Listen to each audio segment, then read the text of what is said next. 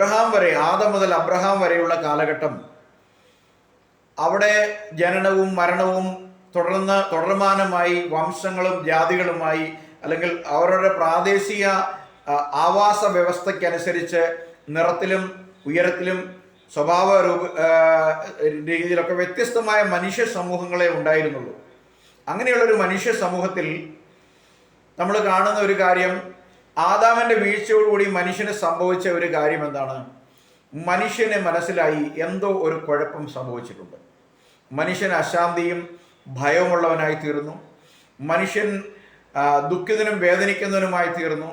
അപ്പോൾ അതിനെല്ലാം ഒരു പരിഹാരം നൽകാൻ ഒരു സൂപ്പർ നാച്ചുറൽ ബീയിങ്ങിനെ കഴിയുള്ളൂ, ഒരു അദൃശ്യ ശക്തിക്ക് മാത്രമേ കഴിയുകയുള്ളൂ എന്നൊരു വിചാരം അവരുടെ ഉള്ളിൽ നിന്ന് വന്നു. അപ്പോൾ അവരെല്ലാവരും വിചാരിച്ചത് ഒരു ദൈവമുണ്ട്. ആ ഒരു ദൈവം ആരാധന മനുഷ്യരുടെ ഹൃദയത്തിലേക്ക് വരുവാനുള്ള ഒരു സാഹചര്യം ഉണ്ടായത് അവിടെയാണ്. മനുഷ്യനെല്ലാം അപൂർണനാണെന്നും മനുഷ്യ ഹൃദയത്തിലെ അപൂർണതയ്ക്ക് ഒരു പൂർണ്ണത കണ്ടെത്താനുള്ള മനുഷ്യന്റെ ശ്രമങ്ങളാണ് അനവധി വിഗ്രഹങ്ങളുള്ള ദൈവങ്ങളിലേക്ക് പോകാനിടയായത്. Praise the Lord. ഈ വിഗ്രഹങ്ങളെ മനുഷ്യന് എന്തിനെങ്കിലും ആരാധിക്കണം. അപ്പോൾ ചില ആളുകൾക്ക് മനസ്സിലായി അവരെ നേരിടുന്ന ഏറ്റവും വലിയ പ്രശ്നങ്ങൾ അത് പ്രകൃതിയിലെ ദുരന്തങ്ങളാണ്. പ്രകൃതി, കൊടുങ്കാറ്റ്, പേമാരി, മണ്ണിടിച്ചില്, വെള്ളപ്പൊക്കം. അതുകൊണ്ട് ഈ പ്രകൃതികളാണ് ദൈവം, ഈ പ്രകൃതിയിലുണ്ട്, അല്ലെങ്കിൽ പ്രകൃതിയാണ് ദൈവം എന്നുള്ള ഇടങ്ങളിൽ നിന്നാണ് പ്രകൃതിയെ ദൈവമായി മനുഷ്യൻ ആരാധിച്ചു തുടങ്ങിയത്. ആകാശത്തെ നിയന്ത്രിക്കുന്ന സൂര്യനെയും ചന്ദ്രനെയും ഗോളങ്ങളെയും ആരാധിച്ചു തുടങ്ങി. അങ്ങനെയാണ് പിന്നീട് ചില രൂപഭാവങ്ങളുള്ള മനുഷ്യരെ സൃഷ്ടിക്കാൻ മനുഷ്യന് ഇടയായത് സൂര്യദേവന് സമമായി ബാൽ ദേവനെ ഉണ്ടാക്കി ആരാധിക്കാൻ തുടങ്ങിയപ്പോഴാണ്. ഇങ്ങനെയാണ് ആരാധന എന്നുള്ളത് ഒരു മനുഷ്യന് ആവശ്യമായിരിക്കുന്നത് എപ്പോഴാണ്? നമുക്കറിയാം, നമ്മൾ ഏറ്റവും അസ്വസ്ഥമായിരിക്കുമ്പോൾ, ഏറ്റവും ദുഃഖിതമായിരിക്കുമ്പോൾ ഒരു ക്രിസ്ത്യാനി ആഗ്രഹിക്കുന്നത് എന്താണ്? നല്ലൊരു ആരാധനയിൽ എന്ത് ചെയ്യണം, അങ്ങനെയല്ലേ? നല്ലൊരു ആരാധനയിൽ സംബന്ധിക്കണം എന്ന് വിചാരിക്കുന്നത്. ഒരു ക്രിസ്ത്യാനി അല്ലാത്തവൻ അസ്വസ്ഥനാകുമ്പോൾ, അവൻ മദ്യപാനിയാണെങ്കിൽ അവൻ ആ അസ്വസ്ഥതയ്ക്ക് പരിഹാരം ഉണ്ടാക്കാൻ ശ്രമിക്കുന്നത് എവിടെയാണ്? മദ്യത്തിലാണ്, അല്ലേ? അല്ലെങ്കിൽ മയക്കുമരുന്നിൽ ആശ്രയം കണ്ടെത്തുന്നവർ അങ്ങനെയാണ്. എന്നാൽ അതിൻ്റെ കെട്ടുവിടുമ്പോൾ ആ പ്രശ്നം അതിനേക്കാൾ ഉപരി, ഇപ്പൊ സാമ്പത്തിക വിഷയത്തിന്റെ പേരിലാണ് ഒരുവൻ മദ്യപിക്കാൻ പോകുന്നതെങ്കിൽ ആ മദ്യപിക്കാൻ മുടക്കിയ പൈസ പോലും പിന്നെന്തായി?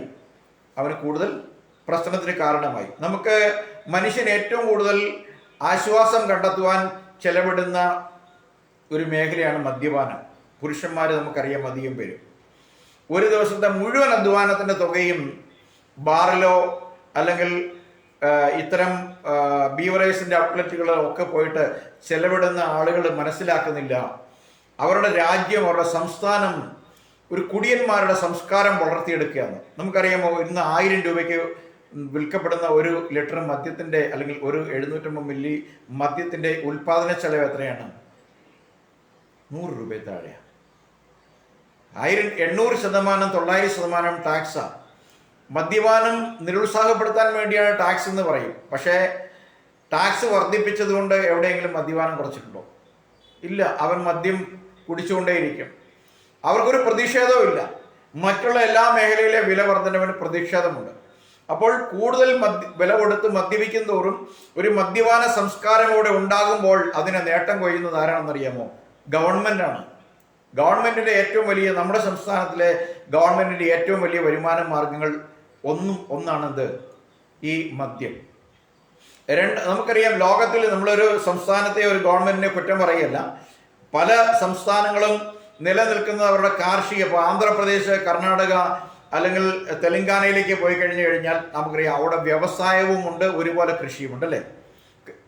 ലക്ഷക്കണക്കിന് അല്ലെങ്കിൽ 10,000 ഹെക്ടറുകളിൽ അവിടെ കൃഷി നടത്തുക. അവർ അരി ഉൽപ്പാദിപ്പിക്കുമ്പോൾ നമ്മളിന്ന് ചോറുണ്ണുന്നു. അവർ മുളക് ഉൽപ്പാദിപ്പിക്കുമ്പോൾ നമ്മൾ മുളക് ഇവിടെ വാങ്ങുന്നു. അവർ മല്ലി ഉൽപ്പാദിപ്പിക്കുമ്പോൾ നമ്മളിവിടെ വാങ്ങുന്നു. അപ്പോൾ അവരുടെ ഒരു ഭാഗത്ത് അവരുടെ വലിയ പടുകൂറ്റൻ വ്യവസായ ശ്രേണികൾ ഉള്ളപ്പോൾ, മറുഭാഗത്ത് കാർഷികവും വ്യാവസായികവും ഒപ്പം സാങ്കേതികമായ, നമുക്കറിയാം ഇന്ത്യയിലെ ആദ്യത്തെ ടെക്നോളജിക്കൽ പാർക്ക് ഉണ്ടായത് ഹൈദരാബാദിലാണ്. ഇന്ത്യയിലെ ആദ്യത്തെ ഹൈടെക് സിറ്റി അല്ലെങ്കിൽ ഹൈടെക് എന്താ പറയുക, സോഫ്റ്റ്വെയർ ഇൻഡസ്ട്രികൾ സ്ഥാപിക്കപ്പെട്ടത് ചന്ദ്രബാബു നായിഡുവിൻ്റെ കാലഘട്ടത്തിൽ ഹൈദരാബാദിലാണ്. അപ്പോൾ സാങ്കേതിക മേഖലയിലും ശാസ്ത്ര മേഖലയിലും വ്യവസായ മേഖലയിലും കൃഷിയിലും അവരുടെ സമ്പത്ത് ഉണ്ടാക്കിയപ്പോൾ നമ്മുടെ സംസ്ഥാനം 3 കാര്യങ്ങളിലാണ് പണം കണ്ടെത്തുന്നത്. രണ്ടാമത്തേത് എന്താണ്? ലോട്ടറി. Price the Lord. ലക്ഷക്കണക്കിന് രൂപ ലോട്ടറി വെറും പേപ്പർ അടിച്ച് വിറ്റ് ഉണ്ടാക്കുന്നു. മൂന്നാമത്തെ നമ്മുടെ സംസ്ഥാനത്തിന്റെ വരുമാനം എന്താണ്? നികുതികളാണ്. മനുഷ്യന്റെ ഒരു ജനതയുടെ മേൽ കെട്ടിട നികുതിയായും ഭൂനികുതിയായും റോഡ് നികുതിയായും അങ്ങനെ അനവധി ടാക്സുകൾ ചുമതലപ്പെടുത്തിക്കൊണ്ട് ഭീകരമായ ടാക്സ് പിരിക്കുമ്പോൾ അതിൽ ഒന്ന് മാത്രമായി ഈ മദ്യപാനം പറയുമ്പോൾ ഈ മദ്യപിച്ചുകൊണ്ട് മനുഷ്യൻ അവൻ്റെ ശാന്തി തേടിയുള്ള യാത്ര കൂടുതൽ അശാന്തിയിലേക്കും കൂടുതൽ ദാരിദ്ര്യത്തിലേക്കും പോകുന്നു. ഇവിടെ ഇങ്ങനെയുള്ള പ്രശ്നങ്ങൾ വരുമ്പോൾ പ്രശ്നങ്ങളെ അഭിമുഖീകരിക്കാൻ മനുഷ്യൻ തിരഞ്ഞെടുക്കുന്നതാണ് ഇത്തരം മാർഗങ്ങൾ. എന്നാൽ നാമും ഏതെങ്കിലും തരത്തിലുള്ള പ്രശ്നങ്ങളിലൂടെ കടന്നു പോകുമ്പോൾ നമ്മുടെ അഭയം നമ്മൾ കർത്താവിൻ്റെ അടുക്കൽ നന്നായിട്ടൊരു 3-4 പാട്ടുപാടി ആരാധിക്കുമ്പോൾ ദൈവത്തിൻ്റെ വചനം നമ്മളോട് ഇടപെടുമ്പോൾ നമ്മൾ ഓക്കെ. കാരണം എന്താണ്? ദൈവത്തിൻ്റെ വചനത്തെക്കുറിച്ച് നമ്മൾ പൗലോസ് പറയുകയാണ്, എല്ലാ തിരുവെഴുത്തുകളും ദൈവശാസ്ത്രീയമാണ്. എന്ന് വെച്ചാൽ ദൈവത്തിൻ്റെ ശ്വാസനിശ്വാസങ്ങളാൽ നിവേശിതമാണ് തിരുവെഴുത്ത്, അല്ലെങ്കിൽ it is inspired by the Holy Spirit. പരിശുദ്ധാത്മ നിവേശിതമാണ് ദൈവത്തിൻ്റെ തിരുവെഴുത്ത്. ആ തിരുവെഴുത്തുകൾ ഒന്നാമതായി പൗലോസ് പറയുന്നത് ഉപദേശത്തിന് ഉപകരിക്കുന്നു. അപ്പോൾ എന്തിനാണ് നമുക്കൊരു ഉപദേശമായിരിക്കുന്നത്? നമ്മളെ ദൈവത്തിൻ്റെ പദ്ധതിയാണ്, അല്ലെങ്കിൽ ദൈവത്തിൻ്റെ അറിവ് അല്ലെങ്കിൽ ആഗ്രഹമാണ് നാം ദൈവത്തെക്കുറിച്ച് അറിവുള്ളവരാകണമെന്ന്. ഓരോ പൈതലും ഓരോ മനുഷ്യനും ഒരു ദൈവമുണ്ടെന്നും ആ ദൈവം ആരെന്നും അറിയണമെന്നാണ് ദൈവം ആഗ്രഹിക്കുന്നത്. അതുകൊണ്ടാണ് പൗലോസ് ദൈവത്തിൻ്റെ വചനത്തെ കോട്ട് ചെയ്യുമ്പോൾ പറയുന്നത് അത് ഉപദേശത്തിന് വേണ്ടി ഉപകരിക്കുന്നു. അപ്പം ദൈവത്തിൻ്റെ പദ്ധതി എന്താണ്, ദൈവം ആരാണ്, അതുപോലെ തന്നെ എന്താണ് സത്യം, ഇത് അറിയാൻ വേണ്ടിയാണ് തിരുവെഴുത്ത് നമുക്ക് നൽകിയിരിക്കുന്നത്. ഒന്നാമതായി അതാണ് ഉപദേശം. രണ്ടാമത് ശാസനത്തിന് എന്നാണ് പറയുന്നത്. എന്തിനാണ്? നമുക്കറിയാം, നമ്മുടെ കുഞ്ഞുങ്ങളെയൊക്കെ ശാസിക്കാറുണ്ടല്ലേ. അവർ തെറ്റ് ചെയ്യുമ്പോൾ നമ്മളവരെ ശാസിക്കും, വഴക്ക് പറയും. നമ്മൾ ശാസിക്കുന്നതും വഴക്ക് പറയുന്നതും കുഞ്ഞുങ്ങളെ ഇഷ്ടമില്ലാത്തതുകൊണ്ടാണ്? അല്ല, അവരോട് ഇഷ്ടമുള്ളത് കൊണ്ടാണ്. അവരാ തെറ്റിൽ വളരാതിരിക്കേണ്ടതിനാണ്. അപ്പം എന്തിനാണ് ശാസന? തെറ്റുകളെ തിരിച്ചറിയുക, ആ തെറ്റുകൾ തെറ്റാണെന്ന് അംഗീകരിക്കുക, അത് തിരുത്തുവാൻ വേണ്ടിയാണ് ശാസനയ്ക്ക് വേണ്ടി എന്ന് തിരുവചനം പറയുന്നത്.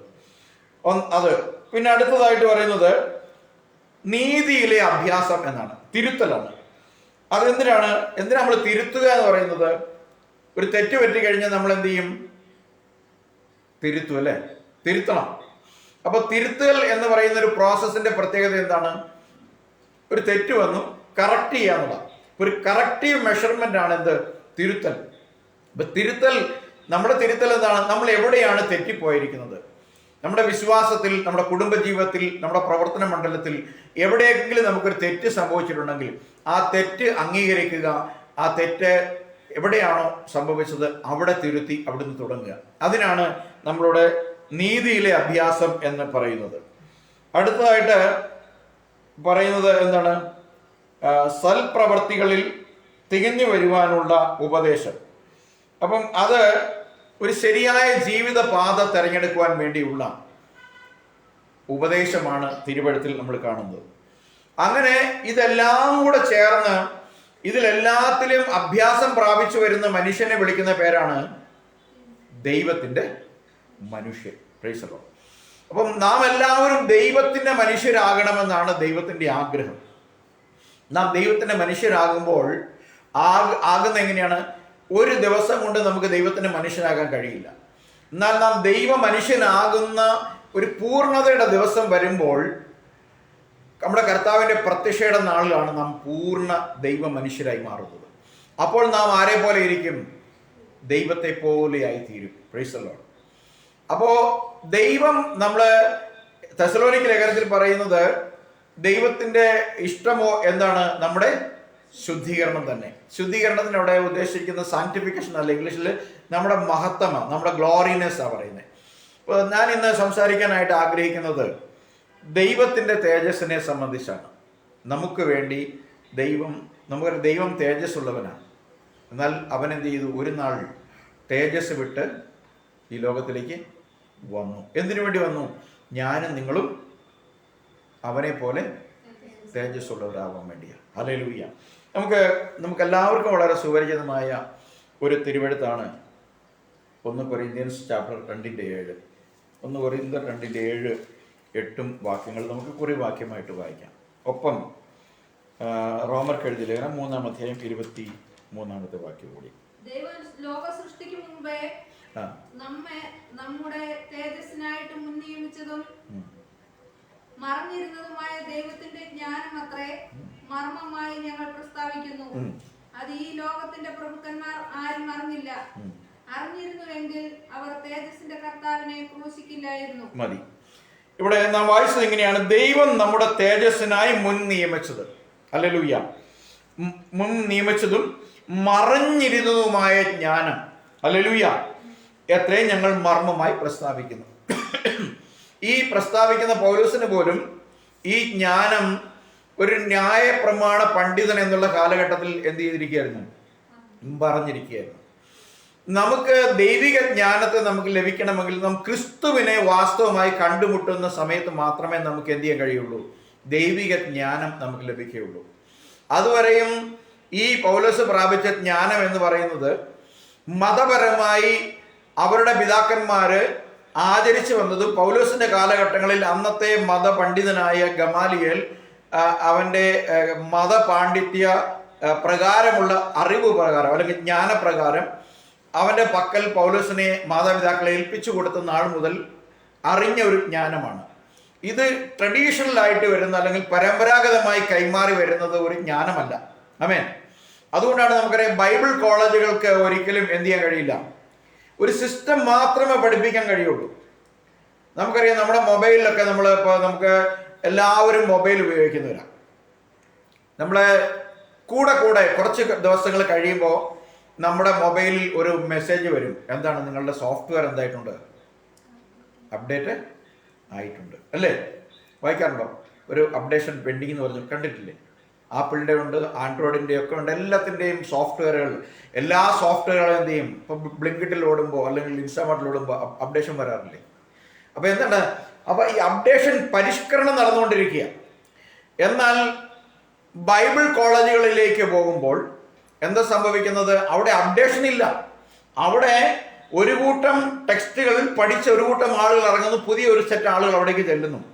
വീണ്ടും അവിടുന്ന് പഠിച്ചിറങ്ങുന്ന പുതിയ ആളുകൾ ചെല്ലുന്നു. അവരെപ്പോഴും പഠിച്ചുകൊണ്ടിരിക്കുന്നത് എന്താണ്? ആരൊക്കെയോ ചമച്ചു വെച്ച കാര്യങ്ങളാണ്. അങ്ങനെയുള്ള ഒരു സിസ്റ്റത്തിനകത്ത് പരിശുദ്ധാത്മാവിന് പ്രവർത്തിക്കാൻ കഴിയുമോ? ഇല്ല. പരിശുദ്ധാത്മാവ് എപ്പോഴും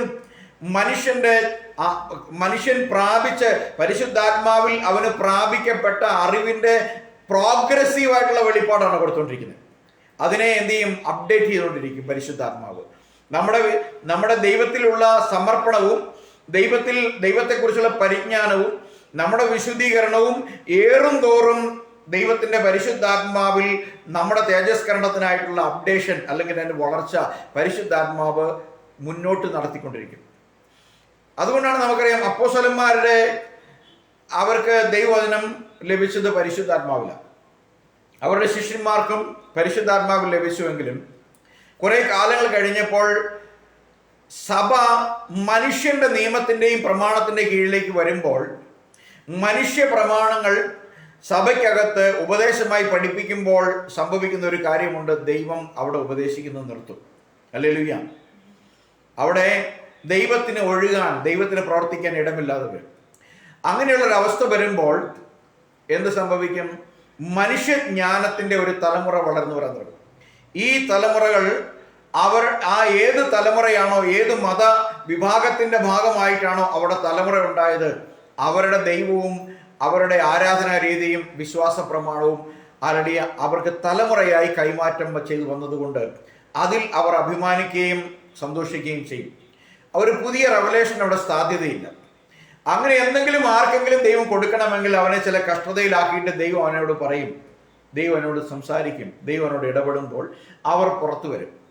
അപ്പൊ നമുക്കറിയാം ദൈവം മനുഷ്യനുണ്ടാക്കുന്ന പരമ്പരാഗതമായ മത സംവിധാനങ്ങളിൽ ഒരിക്കലും ഇല്ല എന്ന് നമ്മൾ പലപ്പോഴും ചിന്തിച്ചിട്ടുണ്ട്. വെളിപ്പാട് 3:20 വായിച്ചിട്ടുണ്ട്. അപ്പൊ ഇവിടെ ദൈവത്തിന്റെ വചനം പറയണം, ദൈവം നമ്മുടെ തേജസ്സിനായി മുൻനിയമിച്ചത്. പൗലോസ് സംസാരിക്കുന്നത് കൊറിന്ത് പട്ടണത്തിലാണ്.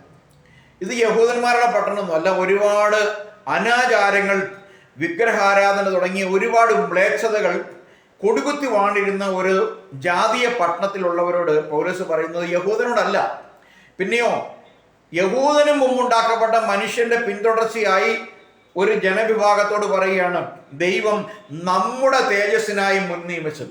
ഹല്ലേലൂയ. ദൈവത്തിന്റെ തിരുവെഴുത്തുകൾ അല്ലെങ്കിൽ ദൈവത്തിന്റെ വെളിപ്പാടുകൾ എന്തിനു വേണ്ടിയുള്ളതാണ്? ദൈവത്തിന്റെ മനുഷ്യൻ എല്ലാ നന്മയിലും തികഞ്ഞ് വക പ്രാപിച്ചു വളരേണ്ടതിന് വേണ്ടി ദൈവം നൽകുന്നതാണ് തിരുവചനം. അപ്പോൾ ദൈവത്തിന്റെ മുൻ നിയമന പ്രകാരം നമ്മുടെ തേജസ്സിന് വേണ്ടി മുൻ നിയമിച്ചതും മറഞ്ഞിരുന്നതുമായ ജ്ഞാനം, ഹല്ലേലൂയ, എത്ര ഞങ്ങൾ മർമ്മമായി പ്രസ്താവിക്കുന്നു. ഇത് ഞങ്ങൾ എങ്ങനെ പ്രസ്താവിക്കുന്നത്? തുറന്നാണോ? ആ മർമ്മമാ അല്ലെ? മർമ്മം എന്ന് വായിച്ചിട്ട് ഇംഗ്ലീഷ് പറയുന്ന വേർഡാണ് മിസ്റ്ററി. മിസ്റ്ററി എന്ന് പറഞ്ഞു കഴിഞ്ഞാൽ മറക്കപ്പെട്ട് കിടക്കുന്ന ഒരു സാധനം. നമുക്കറിയാം, ഈ പല സ്ഥലങ്ങളൊക്കെ ഉദ്ഘാടനം നടത്തുമ്പോൾ, പാലങ്ങളൊക്കെ ഉദ്ഘാടനം ചെയ്യുമ്പം പാലത്തിന്റെ കൈവരി ആരംഭിക്കുന്നത് ഒരു ചെറിയ ഒരു ഫലകം ഉണ്ടാവും. ആ ഫലകത്തിൽ ഇത് എന്ന് ആരംഭിച്ചു, ഇതിന്റെ പണി ഏത് ഗവൺമെന്റ് ചെയ്തു, ഇത് ഉദ്ഘാടനം ആര് ചെയ്യുന്നൊക്കെ എഴുതിയിട്ട് കർട്ടൻ ഇട്ട് വെച്ചേക്കും. എന്നിട്ട് അത് എന്ത് ചെയ്യും? അന്ന ദിവസം മന്ത്രി വന്നിട്ടത് ചരട് ഇങ്ങോട്ട് വലിക്കുമ്പോഴേക്കും അത് മറക്കപ്പെട്ടിരുന്ന സാധനം അവിടെ എക്സ്പോസ് ചെയ്യും. പക്ഷെ അവിടെ ഒരു പ്രശ്നമുണ്ട്. അത് ഉണ്ടാക്കിയ ശില്പിക്കും അത് അവിടെ കൊത്തിവെച്ച സമയത്തും ഒരുപാട് ആളുകൾ എന്ത് ചെയ്തിട്ടുണ്ട്? കണ്ടിട്ടുണ്ട്. അന്നേ ദിവസം അത് ഒന്ന് മറച്ചിട്ട് തുറക്കുന്നത് മാത്രമേ ഉള്ളൂ. എന്നാൽ ദൈവം അതിനെക്കുറിച്ച് പറയുന്നില്ല. നമ്മുടെ തേജസ്സിന് വേണ്ടി ദൈവം മറച്ചു വെച്ചിരുന്ന ജ്ഞാനമാണ് ആര്? ക്രിസ്തു. ഹല്ലേലൂയ. ദൈവം നമ്മുടെ തേജസ്സിന് വേണ്ടി മറച്ചു വെച്ച ജ്ഞാനമാണ് ദൈവം ജഡത്തിൽ വെളിപ്പെടുക എന്നുള്ള സത്യം. ഹല്ലേലൂയ. അത് രണ്ടാമനെ വെളിപ്പെടുത്തുന്ന സത്യമല്ല. ദൈവം സ്വയം നാവും തേജസ്കരിക്കപ്പെടേണ്ടതിന്, നമ്മെ തേജസ്കരിക്കേണ്ടതിന് ദൈവം വെളിപ്പെട്ട് വരുന്നു എന്നുള്ള സത്യം മറഞ്ഞു വെച്ചിരിക്കുക. അത് ഇന്നും യഹൂദന് മറഞ്ഞിരിക്കുക. ഹല്ലേലൂയ. അതിന്റെ തലേവാക്യം മുതൽ നമുക്ക് വായിക്കുമ്പോഴാണ് നമുക്ക് മനസ്സിലാവുള്ളൂ. 6-ാമത്തെ. ആമേൻ. അപ്പോൾ പൗലോസ് പറയുകയാണ്, ഞങ്ങൾ ജ്ഞാനം ആരോട് സംസാരിക്കുന്നു? തികഞ്ഞവരുടെ ഇടയിൽ ഞങ്ങൾ ജ്ഞാനം സംസാരിക്കുന്നു.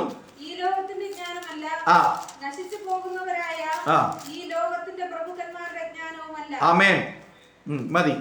ഇവിടെ പറയാണ്, ഞങ്ങൾ ആരോടാണ് ജ്ഞാനം സംസാരിക്കുന്നത്? തികഞ്ഞവരാണ്. ഇപ്പം നമുക്ക് അറിവില്ലാത്ത കുട്ടികളോട് വലിയ കാര്യങ്ങൾ പറഞ്ഞിട്ട് കാര്യമുണ്ടോ? ഇല്ല. പ്രത്യേകിച്ച് ഗ്രഹിക്കാനൊന്നും കഴിവില്ല. നമുക്കറിയാം, മെന്റലി റിട്ടാർഡഡ് ആയിട്ടുള്ള ആളുകളുണ്ട്. അതായത് ജന്മനാ തന്നെ ബുദ്ധി വളർച്ച ഇല്ലാത്ത ആളുകൾ. അവരെ കൊണ്ടുപോയി സ്വാഭാവിക ജ്ഞാനമുള്ള കുട്ടികളുടെ കൂടെ ഇരുത്തി അവരെ എന്ത് ചെയ്യില്ല? പഠിപ്പിക്കത്തില്ല. അവർക്ക് വേണ്ടി എന്ത് ചെയ്യും? സ്പെഷ്യൽ സ്കൂളുകൾ കണ്ടിട്ടുണ്ടോ അല്ലേ? സ്പെഷ്യൽ സ്കൂളുകൾ ഉണ്ടാക്കും. അപ്പം അവരുടെ ചെറിയ ബുദ്ധിക്ക്, അല്പം മാത്രമുള്ള അവികസിതമായ ബുദ്ധിക്ക് പല ഇല്ലസ്ട്രേഷനിലൂടെ കൂടുതൽ അവരെ എന്ത് ചെയ്യും? അവരുടെ കുറവുകളെ അറിഞ്ഞ് അവരുടെ ഉള്ളിലേക്ക് ഇറങ്ങിച്ചെന്ന് പ്രത്യേകം ട്രെയിനിങ് ലഭിച്ച, അവരുടെ ആ കാര്യങ്ങൾ ഗ്രഹിക്കാതെ വരുമ്പോഴുള്ള പ്രശ്നങ്ങൾ ഈ ടീച്ചറെ അസ്വസ്ഥപ്പെടുത്താതിരിക്കേണ്ടതിന് നമ്മളൊരു കാര്യം ഒരു 3-4 പ്രാവശ്യം പറഞ്ഞിട്ട്, നീ എന്നെ പൊട്ടനാണോ, നിനക്ക് മനസ്സിലാകുന്നില്ല എന്ന് നമ്മൾ ചോദിക്കാറുണ്ട് പലപ്പോഴും. നിനക്ക് മനസ്സിലാകുന്നില്ല, നിനക്ക് ബുദ്ധി കുറവല്ലോ എന്ന് ചോദിക്കാറുണ്ട്. അപ്പം ഈ കുട്ടികളുടെ അടുക്കൽ പോകുന്ന ഈ ടീച്ചേഴ്സിനെ അങ്ങനെ ഒരിക്കൽ പോലും സംസാരിക്കുന്നവരായിരിക്കത്തില്ല. അവരെ ഏറ്റവും വലിയ സഹിഷ്ണുതയുടെ അങ്ങേയറ്റം വരെ പോയവരായിരിക്കും. അപ്പൊ അവരുടെ മനോനില മനസ്സിലാക്കിക്കൊണ്ട്, അവർക്ക് ഈ കാര്യങ്ങളെ ഗ്രഹിക്കാനുള്ള പരിജ്ഞാനം കുറവാണ് എന്ന് മനസ്സിലാക്കിക്കൊണ്ട് ആ കുറവിനെ ഏത് തരത്തിൽ അഡ്രസ് ചെയ്യണം എന്നുള്ള രീതിയിൽ ട്രെയിനിങ് ലഭിച്ചവരും അവരെ കൈകാര്യം ചെയ്യാൻ വേണ്ടി അവരുടെ മനസ്സിനെ പരുവപ്പെടുത്തിയിട്ടുള്ളവരുമായ ആളുകൾ, ടീച്ചേഴ്സ് ആയിരിക്കും അവരെ പഠിപ്പിക്കുന്നത്. അപ്പോൾ അവരെ പോലുള്ള കുട്ടികളോട് ചെന്നിട്ട് ലോകത്തിലെ വലിയ കാര്യങ്ങൾ പറഞ്ഞു കഴിഞ്ഞാൽ അവർക്ക് എന്ത് ചെയ്യില്ല? മനസ്സിലാകില്ല. എന്നാൽ പൗലോസ് പറയുകയാണ്, ഞങ്ങൾ എന്ത് ചെയ്യണം?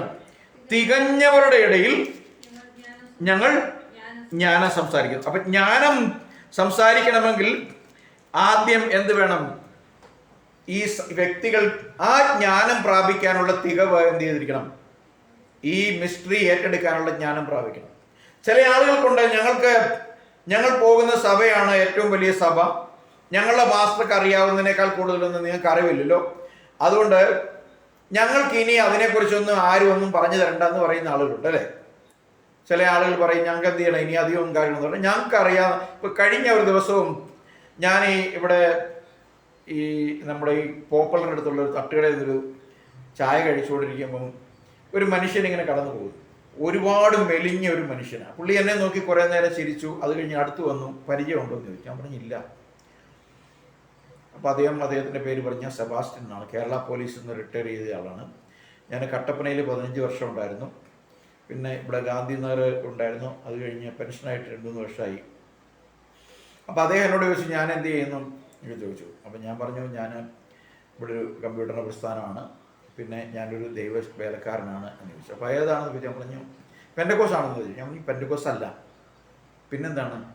ഞാൻ പറഞ്ഞു ബൈബിളിലുള്ള യഥാർത്ഥമായ ഒരു അപ്പസ്തോലിക വിശ്വാസ പ്രമാണമൊക്കെ ഉണ്ടല്ലോ, അത് പ്രകാരം ജീവിച്ചാലേ നമുക്ക് രക്ഷപ്പെടാൻ പറ്റുള്ളൂ എന്നൊക്കെ പറഞ്ഞു. അപ്പോൾ അദ്ദേഹം പറഞ്ഞു ഞാനൊരു ഓർത്തഡോക്സുകാരനാണ്, എൻ്റെ സഭയും എൻ്റെ വിശ്വാസ പ്രമാണത്തിൽ ഞാൻ ജീവിച്ചും വളർന്നൊക്കെ വന്നു, എന്തായാലും മരിച്ചാലും അതിലേ മരിക്കുന്നുള്ളൂ, മാറാണെന്ന് ഞാൻ ഉദ്ദേശിക്കുന്നത്. ഞാൻ പറഞ്ഞു കുഴപ്പം, ഞാൻ നിർബന്ധിക്കാൻ വേണ്ടി പറഞ്ഞതല്ല, ഞാനിങ്ങനെയാണ്, ഇതാണ് ശരി എന്ന് പറഞ്ഞതേ ഉള്ളൂ എന്ന് പറയും. അപ്പോൾ അദ്ദേഹം വളരെ നല്ല, എപ്പോഴും ഫുൾ ടൈം ശരിയാണ് അദ്ദേഹത്തിൻ്റെ മുഖത്ത്.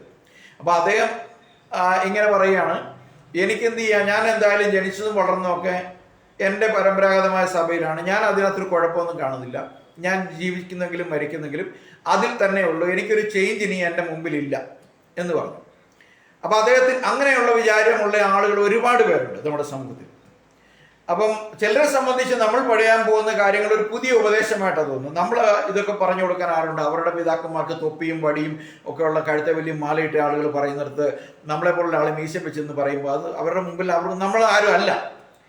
അപ്പം അങ്ങനെയുള്ളൊരു ചിന്താഗതിയുള്ളൊരു സമൂഹമാണ് നമ്മുടെ മുമ്പിലുള്ളത്. അപ്പം പല ആളുകൾക്കും അവരുടെ വിശ്വാസം തികഞ്ഞതാണ്, ഇനി അതിനോട് ഒന്നും പറയാനുള്ള ആവശ്യമില്ല. എന്നാൽ അടിസ്ഥാനപരമായി ഒരു ദൈവിക പരിജ്ഞാനത്തെ ആഗ്രഹിച്ച് അന്വേഷിച്ച് പോകുന്ന ആളുകൾക്ക് ഒരു തികവുണ്ട്. അവര് ഈ ജ്ഞാനം പ്രാപിക്കാൻ, ഈ ജ്ഞാനം സ്വീകരിക്കാൻ വേണ്ടി ഒരുക്കപ്പെട്ടവരായിരിക്കും. അല്ലെങ്കിൽ ചില ആളുകളെ ദൈവം അങ്ങനെ ഒരുക്കും.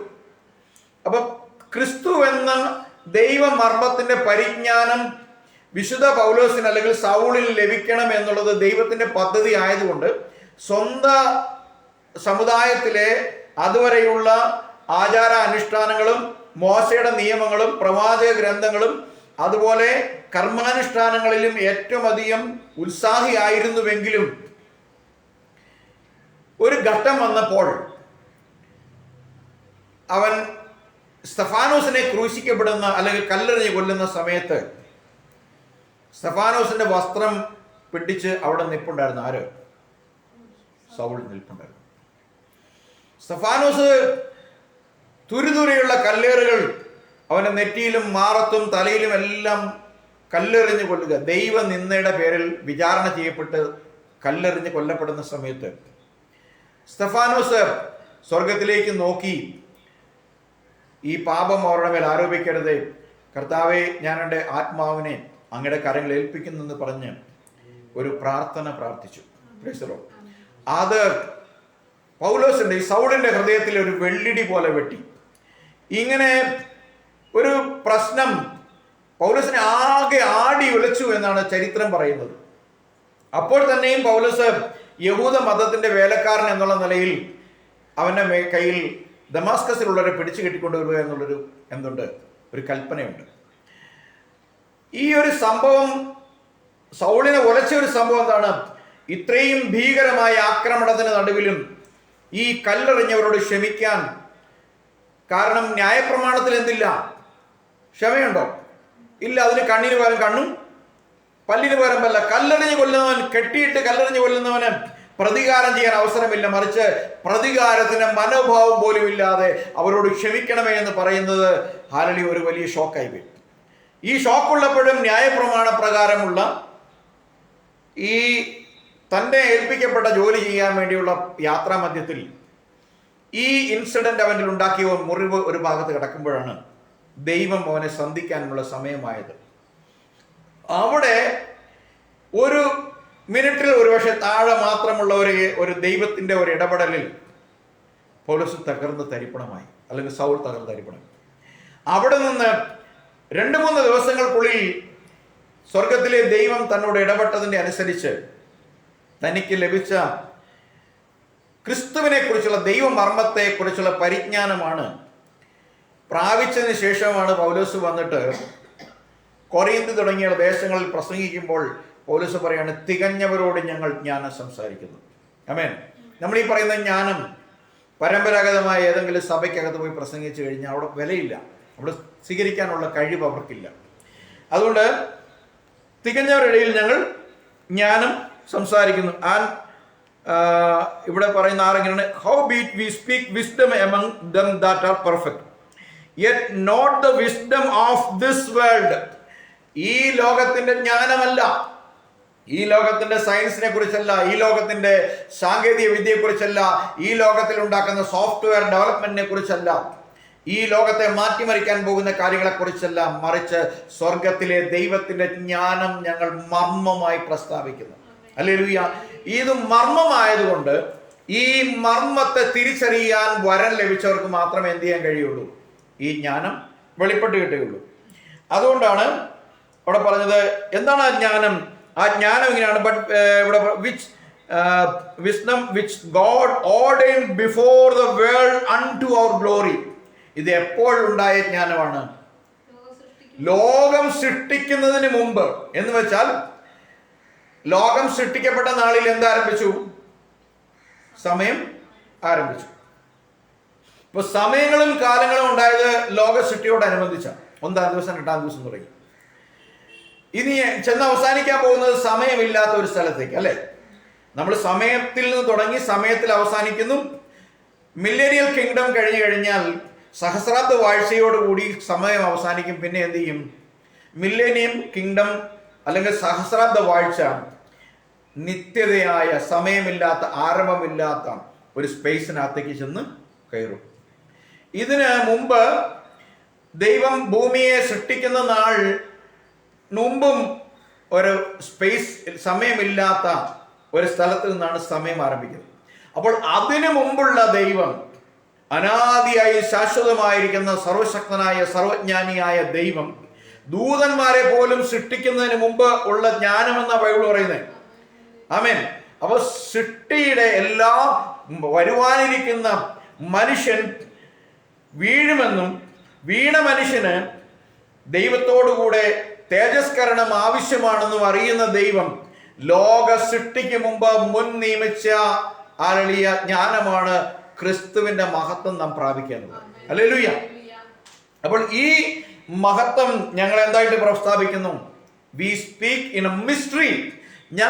V speak the wisdom in A mystery. ഞങ്ങൾ ഒരു രഹസ്യമായി, ഒരു മർമ്മമായി ഇത് പ്രസ്താവിക്കുന്നു. അത് ഈ ലോകത്തിന്റെ പ്രഭുക്കന്മാരാരും അറിഞ്ഞില്ല. Price the Lord. അപ്പം ഈ ലോകത്തിന്റെ പ്രഭുക്കന്മാർ ആരാ? ആരാണ്? ഇസ്രായേലാണ് ഈ ലോകത്തിന്റെ പ്രഭുക്കന്മാരല്ലേ? ആണോ? ഉറപ്പുണ്ടോ? എന്തുകൊണ്ടാണ് ഉറപ്പ്? ആമേൻ. അതേ തെളിവല്ലേ? ഈ ലോകത്തിലെ പ്രഭുക്കന്മാരെ ആരും അറിഞ്ഞില്ല. അറിഞ്ഞിരുന്നെങ്കിൽ എന്ത് ചെയ്യില്ല? അപ്പൊ ക്ലിയർ അല്ലേ ആരാ പ്രഭുക്കന്മാരെന്നുള്ള? ക്ലിയർ അല്ലോ അല്ലേ? അപ്പം ഈ ലോകത്തിന് അവർക്കും അറിയില്ല അവർ ഈ ലോകത്തിന്റെ പ്രഭുക്കന്മാരാണെന്ന്. ആമേൻ. ലോകക്കാർക്കും അറിയില്ല. അതുകൊണ്ട് ഇവിടുത്തെ ആളുകളൊക്കെ പറയും, ഇവിടുത്തെ കമ്മ്യൂണിസ്റ്റുകാരൊക്കെ പറയും, അവിടെ ചെയ്യുന്ന അവർ ചെയ്യുന്നൊക്കെ ഇതാണെന്ന്. അവർ ഈ ലോകത്തിന്റെ പ്രഭുക്കന്മാരാ. ആനയ്ക്ക് ആനയുടെ ബലം അറിയില്ലെന്ന് പറഞ്ഞുകൊണ്ട് ഈ ലോകത്തിന്റെ പ്രഭുക്കന്മാരാ എന്ന് അവർക്കറിയില്ലെങ്കിലും അവരെ പ്രഭുക്കന്മാരാക്കി വെച്ച ദൈവത്തിന് അറിയാവുന്നത് കൊണ്ടാണ് ഈ ലോകം മുഴുവൻ അവർക്കെതിരെ നിന്നിട്ടും അവരുടെ ദേശത്ത് അവരെ തോൽപ്പിക്കാൻ കഴിയാത്തത്. ആമേൻ. ഇത്രയും ചെറിയൊരു ജനത, 1 കോടി പോലെ, ഇന്ന് അവിടെ 55-60 ലക്ഷം യഹൂദന്മാരേ ഉള്ളൂ. അതിൽ തന്നെ പാതി ദൈവത്തെ നിഷേധിക്കുന്ന നിരീശ്വരവാദികൾ, പാതിയുള്ള ആളുകൾ ദൈവം ആരെന്നറിയാതെ മോശയുടെ പ്രമാണം പിടിച്ചു നടക്കുന്നവർ. എന്നിട്ടും ദൈവം അവരെ പ്രഭുക്കന്മാരാക്കി വെച്ചേക്ക്. എന്തിനാണെന്നറിയാമോ? നമ്മുടെ കൂട്ടത്തിൽ നിന്ന് അവസാനത്തെ ആൾ വരണം. ഹല്ലേലൂയ. അവസാനത്തെ ക്രിസ്ത്യാനിയും വരുന്നത് വരെയും അവരെ ദൈവം ഈ ലോകത്തിന്റെ പ്രഭുവാക്കി വെച്ചേക്കുക. അവരെ കുറിച്ച് പറയാണ്, അവരാരും അറിഞ്ഞില്ല. എന്തറിഞ്ഞില്ല? ഈ തേജസ്സിന്റെ കർത്താവാണ് അവർ ക്രൂശിച്ചതെന്ന് അവരറിഞ്ഞില്ല. ലോക സൃഷ്ടിക്ക് മുമ്പ് മനുഷ്യന്റെ തേജസ്സിന് വേണ്ടി മുൻ നിയമിക്കപ്പെട്ടത് ക്രിസ്തുവാണെന്നും ആ ക്രിസ്തു ദൈവമാണെന്നും ഹല്ലേലൂയ എന്നുള്ള മർമ്മം ഒരു മിസ്റ്ററിയായി അവരുടെ മുമ്പിൽ ഇപ്പോഴും കിടക്കുകയാണ്. Still it's A mystery for them. അവർക്ക് ഇന്നും ഒരു മർമ്മമാണ്. ഹല്ലേലൂയ. അപ്പോൾ പൗലോസ് പറയുകയാണ്, അവരറിഞ്ഞിരുന്നില്ല. അറിഞ്ഞിരുന്നുവെങ്കിൽ അവർ തേജസ്സിന്റെ കർത്താവിനെ ക്രൂശിക്കുകയില്ല. അവരിന്നും തേജസ്സിന്റെ കർത്താവായിട്ട് വിശ്വസിക്കുന്ന ഒരാളുണ്ട്. ആരാ? യഹോവയാണ് അവരുടെ തേജസ്സിന്റെ കർത്താവ്, അല്ലെ? ആ തേജസ്സിന്റെ കർത്താവ് പറയുന്നത് ഗ്ലോറിയസ് ഗോഡ് എന്നും അല്ലെങ്കിൽ ലോർഡ് ഓഫ് ഗ്ലോറി എന്നും ഒക്കെ അവർ പറയുന്നുണ്ട്. അപ്പോൾ അത് മാത്രമല്ല, ആരാണ് തേജസ്സിന്റെ കർത്താവ്? തേജസ്സിന്റെ കർത്താവ് ഇസ്രായേലിന്റെ രാജാവ്, അല്ലേ? അങ്ങനെയാ പറയുന്നത്, അല്ലേ? തേജസ്സിന്റെ കർത്താവ് ആരാണ്? ഇസ്രായേലിന്റെ രാജാവാണ്. ഇസ്രായേൽ രാജാവ് ആരാണ്? യഹോവയാണ്. നഥാനിയേൽ 1:49 യോഹന്നാൻ 1:49 പറയുന്നത് എങ്ങനെയാണ്? എന്താ പറയുന്നത്?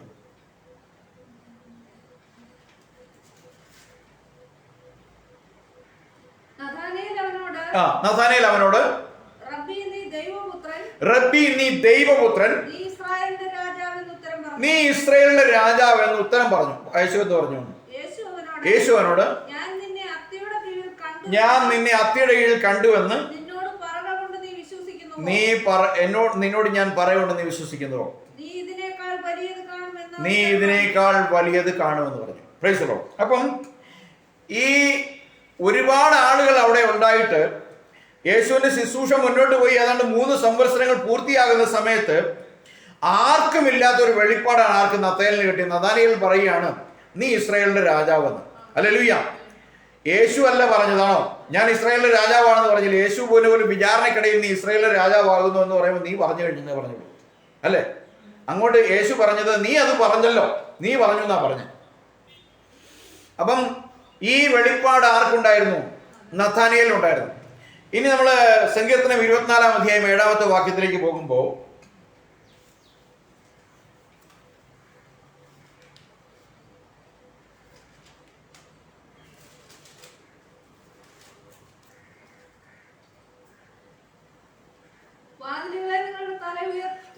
വാതിലുകളെ നിങ്ങളുടെ തലകളെ ഉയർത്തുവിൻ, പണ്ടേയുള്ള കഥകളെ ഉയർന്നിരിപ്പിൻ,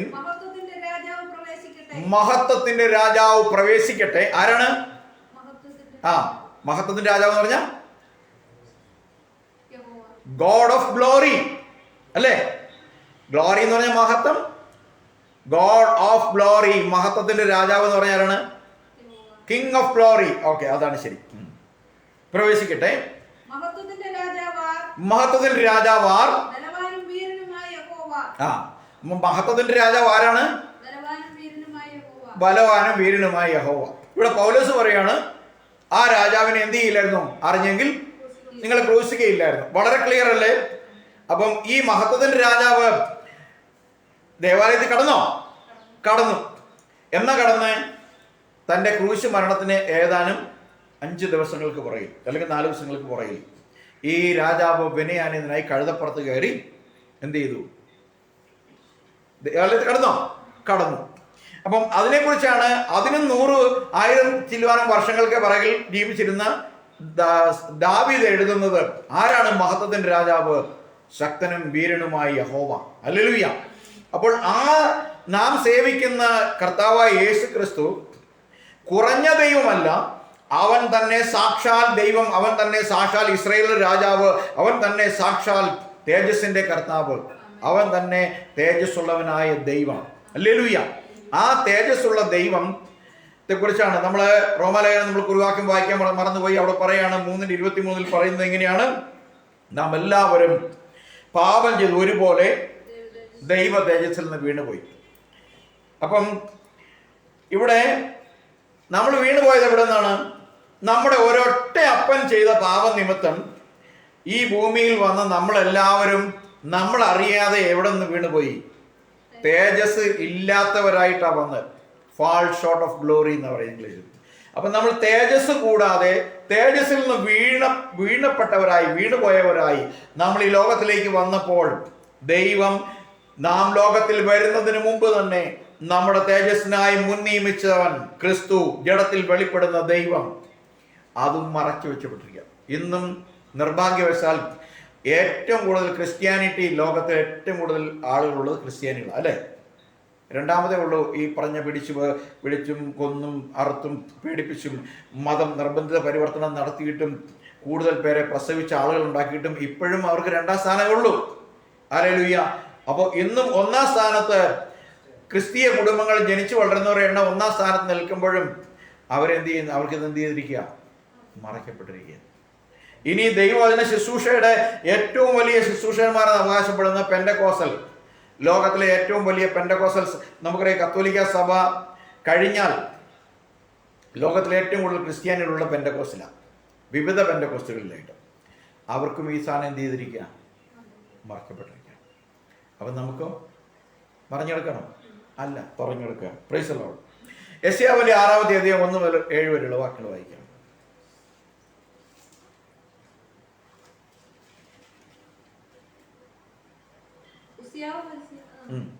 ഉസിയാവ് മരിച്ചയാണ്ടിൽ കർത്താവ് ഉയർന്നും പൊങ്ങിയുമുള്ള സിംഹാസനത്തിൽ ഇരിക്കുന്നത് ഞാൻ കണ്ടു.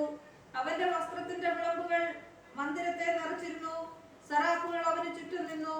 ഓരോരുത്തൻ 6 ചിറകുകൾ ഉണ്ടായിരുന്നു. 2 കൊണ്ട് അവർ മുഖം മൂടി, 2 കൊണ്ട് കാൽ മൂടി, 2 കൊണ്ട് പറന്ന് ഒരുത്തനോട് സൈന്യങ്ങളുടെ യഹോവ പരിശുദ്ധൻ, പരിശുദ്ധൻ, പരിശുദ്ധൻ, സർവ്വഭൂമിയും അവന്റെ മഹത്വം കൊണ്ട് നിറഞ്ഞിരിക്കുന്നു എന്ന് ആർത്തു പറഞ്ഞു. അവർ ആർക്കുന്ന ശബ്ദത്താൽ ഉമ്മരപ്പടികളുടെ അടിസ്ഥാനങ്ങൾ കുലുങ്ങി, ആലയം പുക കൊണ്ട് നിറഞ്ഞു. അപ്പോൾ എനിക്ക് അയ്യോ കഷ്ടം, ഞാൻ നശിച്ച്, ഞാൻ ശുദ്ധിയില്ലാത്ത അധരങ്ങൾ ഉള്ള ഒരു മനുഷ്യൻ, ശുദ്ധിയില്ലാത്ത അധരങ്ങൾ ഉള്ള ജനത്തിന്റെ നടുവിൽ വസിക്കുന്നു. എന്റെ കണ്ണ് സൈന്യങ്ങളുടെ യഹോവയായ രാജാവിനെ കണ്ടുവല്ലോ എന്ന് പറഞ്ഞു. അപ്പോൾ സറാഫുകളിൽ ഒരുത്തൻ യാഗപീഠത്തിൽ നിന്ന് കൊടിൽ കൊണ്ട് ഒരു തീക്കനലെടുത്ത് കയ്യിൽ പിടിച്ചുകൊണ്ട് എന്റെ അടുക്കൽ പറന്നു വന്നു. അത് എന്റെ വായ്ക്ക് തൊടുവിച്ചു. ഇത് നിന്റെ അധരങ്ങളെ തൊട്ടതിനാൽ നിന്റെ അകൃത്യം നീങ്ങി, നിന്റെ പാപത്തിന് പരിഹാരം വന്നിരിക്കുന്നു എന്ന് പറഞ്ഞു. അനന്തരം ഞാൻ ആരെ അയക്കേണ്ടു, ആർ നമുക്ക് വേണ്ടി പോകും എന്ന് ചോദിക്കുന്ന കർത്താവിന്റെ ശബ്ദം കേട്ടിട്ട് അടിയനെ അയക്കണമേ എന്ന് ഞാൻ പറഞ്ഞു. അപ്പോൾ അവൻ അരുളി ചെയ്തത്, നീ ചെന്ന് ഈ ജനത്തോട് പറയേണ്ടത്, നിങ്ങൾ കേട്ടുകൊണ്ടിട്ടും തിരിച്ചറിയുകയില്ല, നിങ്ങൾ കണ്ടുകൊണ്ടിട്ടും ഗ്രഹിക്കുകയുമില്ല. ഈ ജനം കണ്ണുകൊണ്ട് കാണുകയോ ചെവി കൊണ്ട് കേൾക്കുകയോ ഹൃദയം കൊണ്ട് ഗ്രഹിക്കുകയോ മനസ്സ് തിരിഞ്ഞ് സൗഖ്യം പ്രാപിക്കുകയോ ചെയ്യാതെ ഇരിക്കേണ്ടതിന് നീ അവരുടെ ഹൃദയം തടിപ്പിക്കുകയും അവരുടെ ചെവി മന്ദമാക്കുകയും അവരുടെ കണ്ണ് അടച്ചു കളയുകയും ചെയ്തു. Price the Lord. മതി, എല്ലാവരും കേട്ട് കാണില്ല എന്ന് വിചാരിക്കുന്നു. പക്ഷേ ഒരുപാട് ഭാഗമുണ്ട്. രണ്ടാമത് ഞാൻ ആവർത്തിക്കാൻ ആഗ്രഹിക്കുന്നില്ല. കേൾക്കാം, വീട്ടിലൂടെ കേൾക്കാം. അപ്പോൾ നമുക്കറിയാം യെശയ്യാ പ്രവചനം 6-ാമത്തെ അധ്യായം ആരംഭിക്കുന്നത് ഉസ്യാവ് രാജാവ് മരിച്ചയാണ്ടിൽ. ഉസ്യാ രാജാവിനെ കുറിച്ച് ഞാൻ ഇവിടെ നിൽക്കുന്നില്ല. കുഷ്ഠം വന്ന് ദൈവത്തോട് നിഗളിച്ച് കുഷ്ഠം വന്ന് മരിച്ചുപോയ രാജാവാണ്. അപ്പോൾ നിഗളം അസ്തമിച്ച ഒരു ദിവസം ദൈവസന്നിധിയിൽ സറാഫുകൾ, 6 ചിറകുള്ള സറാഫുകൾ സൈന്യങ്ങളുടെ ദൈവമായ രാജാവിനെ ആരാധിക്കുന്ന ഒരു കാഴ്ച കാണുന്ന ഒരു ദർശനം യെശയ്യാവ് കണ്ടതിനെ സംബന്ധിച്ചാണ് നമ്മൾ വായിച്ചത്. ആ യെശയ്യാവിനെ കുറിച്ച് പിന്നീട് യെശയ്യാവ് ആരാണ് കണ്ടത്, അല്ലെ എന്താണ് കണ്ടത് എന്ന് നമ്മൾ വായിക്കുന്നത് യോഹന്നാന്റെ സുവിശേഷം 12-ാമത്തെ അധ്യായം അതിന്റെ 41 മുതലുള്ള വാക്യം നമ്മളിങ്ങനെ വായിക്കുന്നു.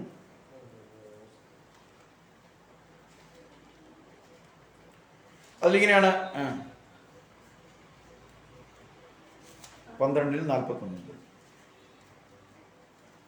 യെശയ്യാവ് അവന്റെ തേജസ് കണ്ട് അവനെ കുറിച്ച് സംസാരിച്ചത് കൊണ്ടാകുന്നു ഇത് പറഞ്ഞത്. എന്നിട്ടും പ്രമാണികളിൽ തന്നെയും അനേകർ അവനിൽ വിശ്വസിച്ചു. മതി. ഇവിടെ പറയാണ് യോഹന്നാൻ അപ്പോസ്തലനിലൂടെ ഇത് ആരാ സംസാരിക്കുന്നേ? യോഹന്നാനിൽ യോഹന്നാൻ പറയുകയാണോ അതോ യേശുവാണോ പറയുന്നത്? യേശു പറയുന്നത്. യേശു പറയാണ് യോഹന്നാൻ അല്ല, യേശു പറയാണ് യെശയ്യാവ് എന്ത് കണ്ടു? ദൈവത്തിൻ്റെ തേജസ് കണ്ടു. എന്ന് സംസാരിച്ചത് കൊണ്ടാകുന്നു അത് പറഞ്ഞെന്ന് പറഞ്ഞിട്ട്, എന്നിട്ട് പ്രമാണികളിൽ തന്നെയും അനേകർ അവനിൽ വിശ്വസിച്ചു. പക്ഷെ പള്ളി ഭ്രഷ്ടരാകാതിരിക്കാൻ വേണ്ടിയിട്ട് അവരെന്ത് ചെയ്തില്ല? അധികം പേരും യേശുവിനെ ഏറ്റു പറഞ്ഞില്ല. ഇപ്പോൾ അതിനു മുമ്പ് യേശയ്യാവിൻ്റെ ദർശനത്തെക്കുറിച്ച് പറയുന്നത് എങ്ങനെയാണ്? അതിൻ്റെ ഒടുവിലത്തെ ചില വാക്കുകൾ 12 അവർ 37 ഇതിൽ സംസാരിച്ച് യേശു വാങ്ങിപ്പോയി അവരെ വിട്ടും പറഞ്ഞു, അവർ കാണുക അവൻ വളരെ എത്ര വലിയ അടയാളങ്ങൾ ചെയ്തിട്ടും അവർ അവനിൽ വിശ്വസിച്ചില്ല. കർത്താവെ ഞങ്ങൾ കേൾപ്പിച്ചത് ആർ വിശ്വസിച്ചിരിക്കുന്നു? കർത്താവിൻ്റെ ഭുജം ആർക്ക് വെളിപ്പെട്ടിരിക്കുന്നു എന്ന് യെശയ്യാ പ്രവാചകൻ പറഞ്ഞ വചനം നിവൃത്തി അവൻ ഇത് ഇടവന്നു. അവർക്ക് വിശ്വസിപ്പാൻ കഴിഞ്ഞില്ല. അതിൻ്റെ കാരണം യെശയ്യാവ് വേറെ ഒരിടത്ത് പറയുന്നത്, അവർ കണ്ണുകൊണ്ട് കാണുകയോ ഹൃദയം കൊണ്ട് ഗ്രഹിക്കുകയോ മനം തിരികെയോ താൻ അവരെ സൗഖ്യമാക്കുകയോ ചെയ്യാതിരിക്കേണ്ടതിന് അവരുടെ കണ്ണ് അവൻ കുരുടാക്കി ഹൃദയം തടിപ്പിച്ചിരിക്കുന്നു. യെശയ്യാവ് അവൻ്റെ തേജസ് കണ്ട് അവനെക്കുറിച്ച് സംസാരിച്ചത് കൊണ്ടാകുന്നു ഇത് പറഞ്ഞതെന്ന് പറഞ്ഞു. Price the Lord. ഇപ്പം യെശയ്യാവ് കണ്ട തേജസ്സിൽ ഇരിക്കുന്ന ആളാരാണ്? യെശയ്യാവ് കണ്ട രൂപം എങ്ങനെയാണ്? മനുഷ്യരൂപത്തിന് സദൃശ്യമായ ഒരാളാണ് അവിടെ ഇരിക്കുന്നത്, അല്ലേ? എസെക്കിയേൽ 1:26 കാണുന്നതും അതേ മനുഷ്യരൂപത്തിൽ ഇരിക്കുന്ന ആളാണ്. യോഹന്നാൻ പത്മോസ് ദ്വീപിൽ കിടന്ന് കാണുന്ന സ്വർഗസിംഹാസനത്തിൽ ഇരിക്കുന്ന ആളും ആര് രൂപത്തിലുള്ളതാ? മനുഷ്യരൂപത്തിലുള്ളതാ. എന്നാൽ തേജോമയനായ ദൈവത്തെക്കുറിച്ച് പറയുമ്പോൾ അവരാരും പഴയ നിയമത്തിൽ പറഞ്ഞ അവരാരും തേജസ്സിൽ നിന്ന് ഒരു രൂപവും കണ്ടില്ലെന്ന് പറയുന്നത്.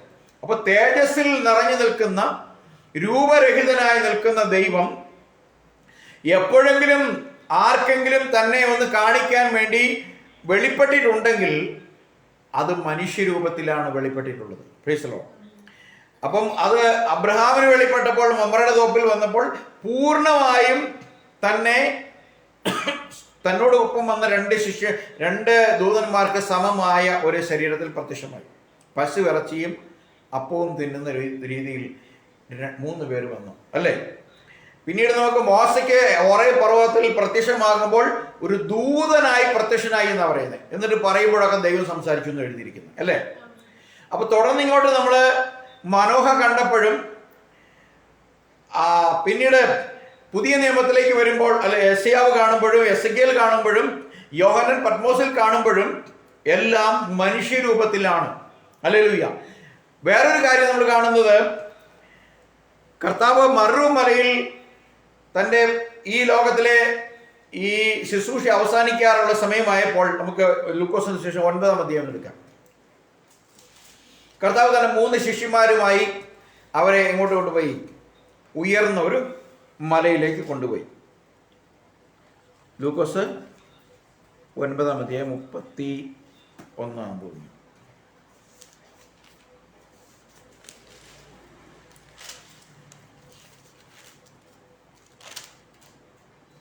വായിക്കാം. 2 പുരുഷന്മാർ അവരോട് സംഭാഷിച്ചു.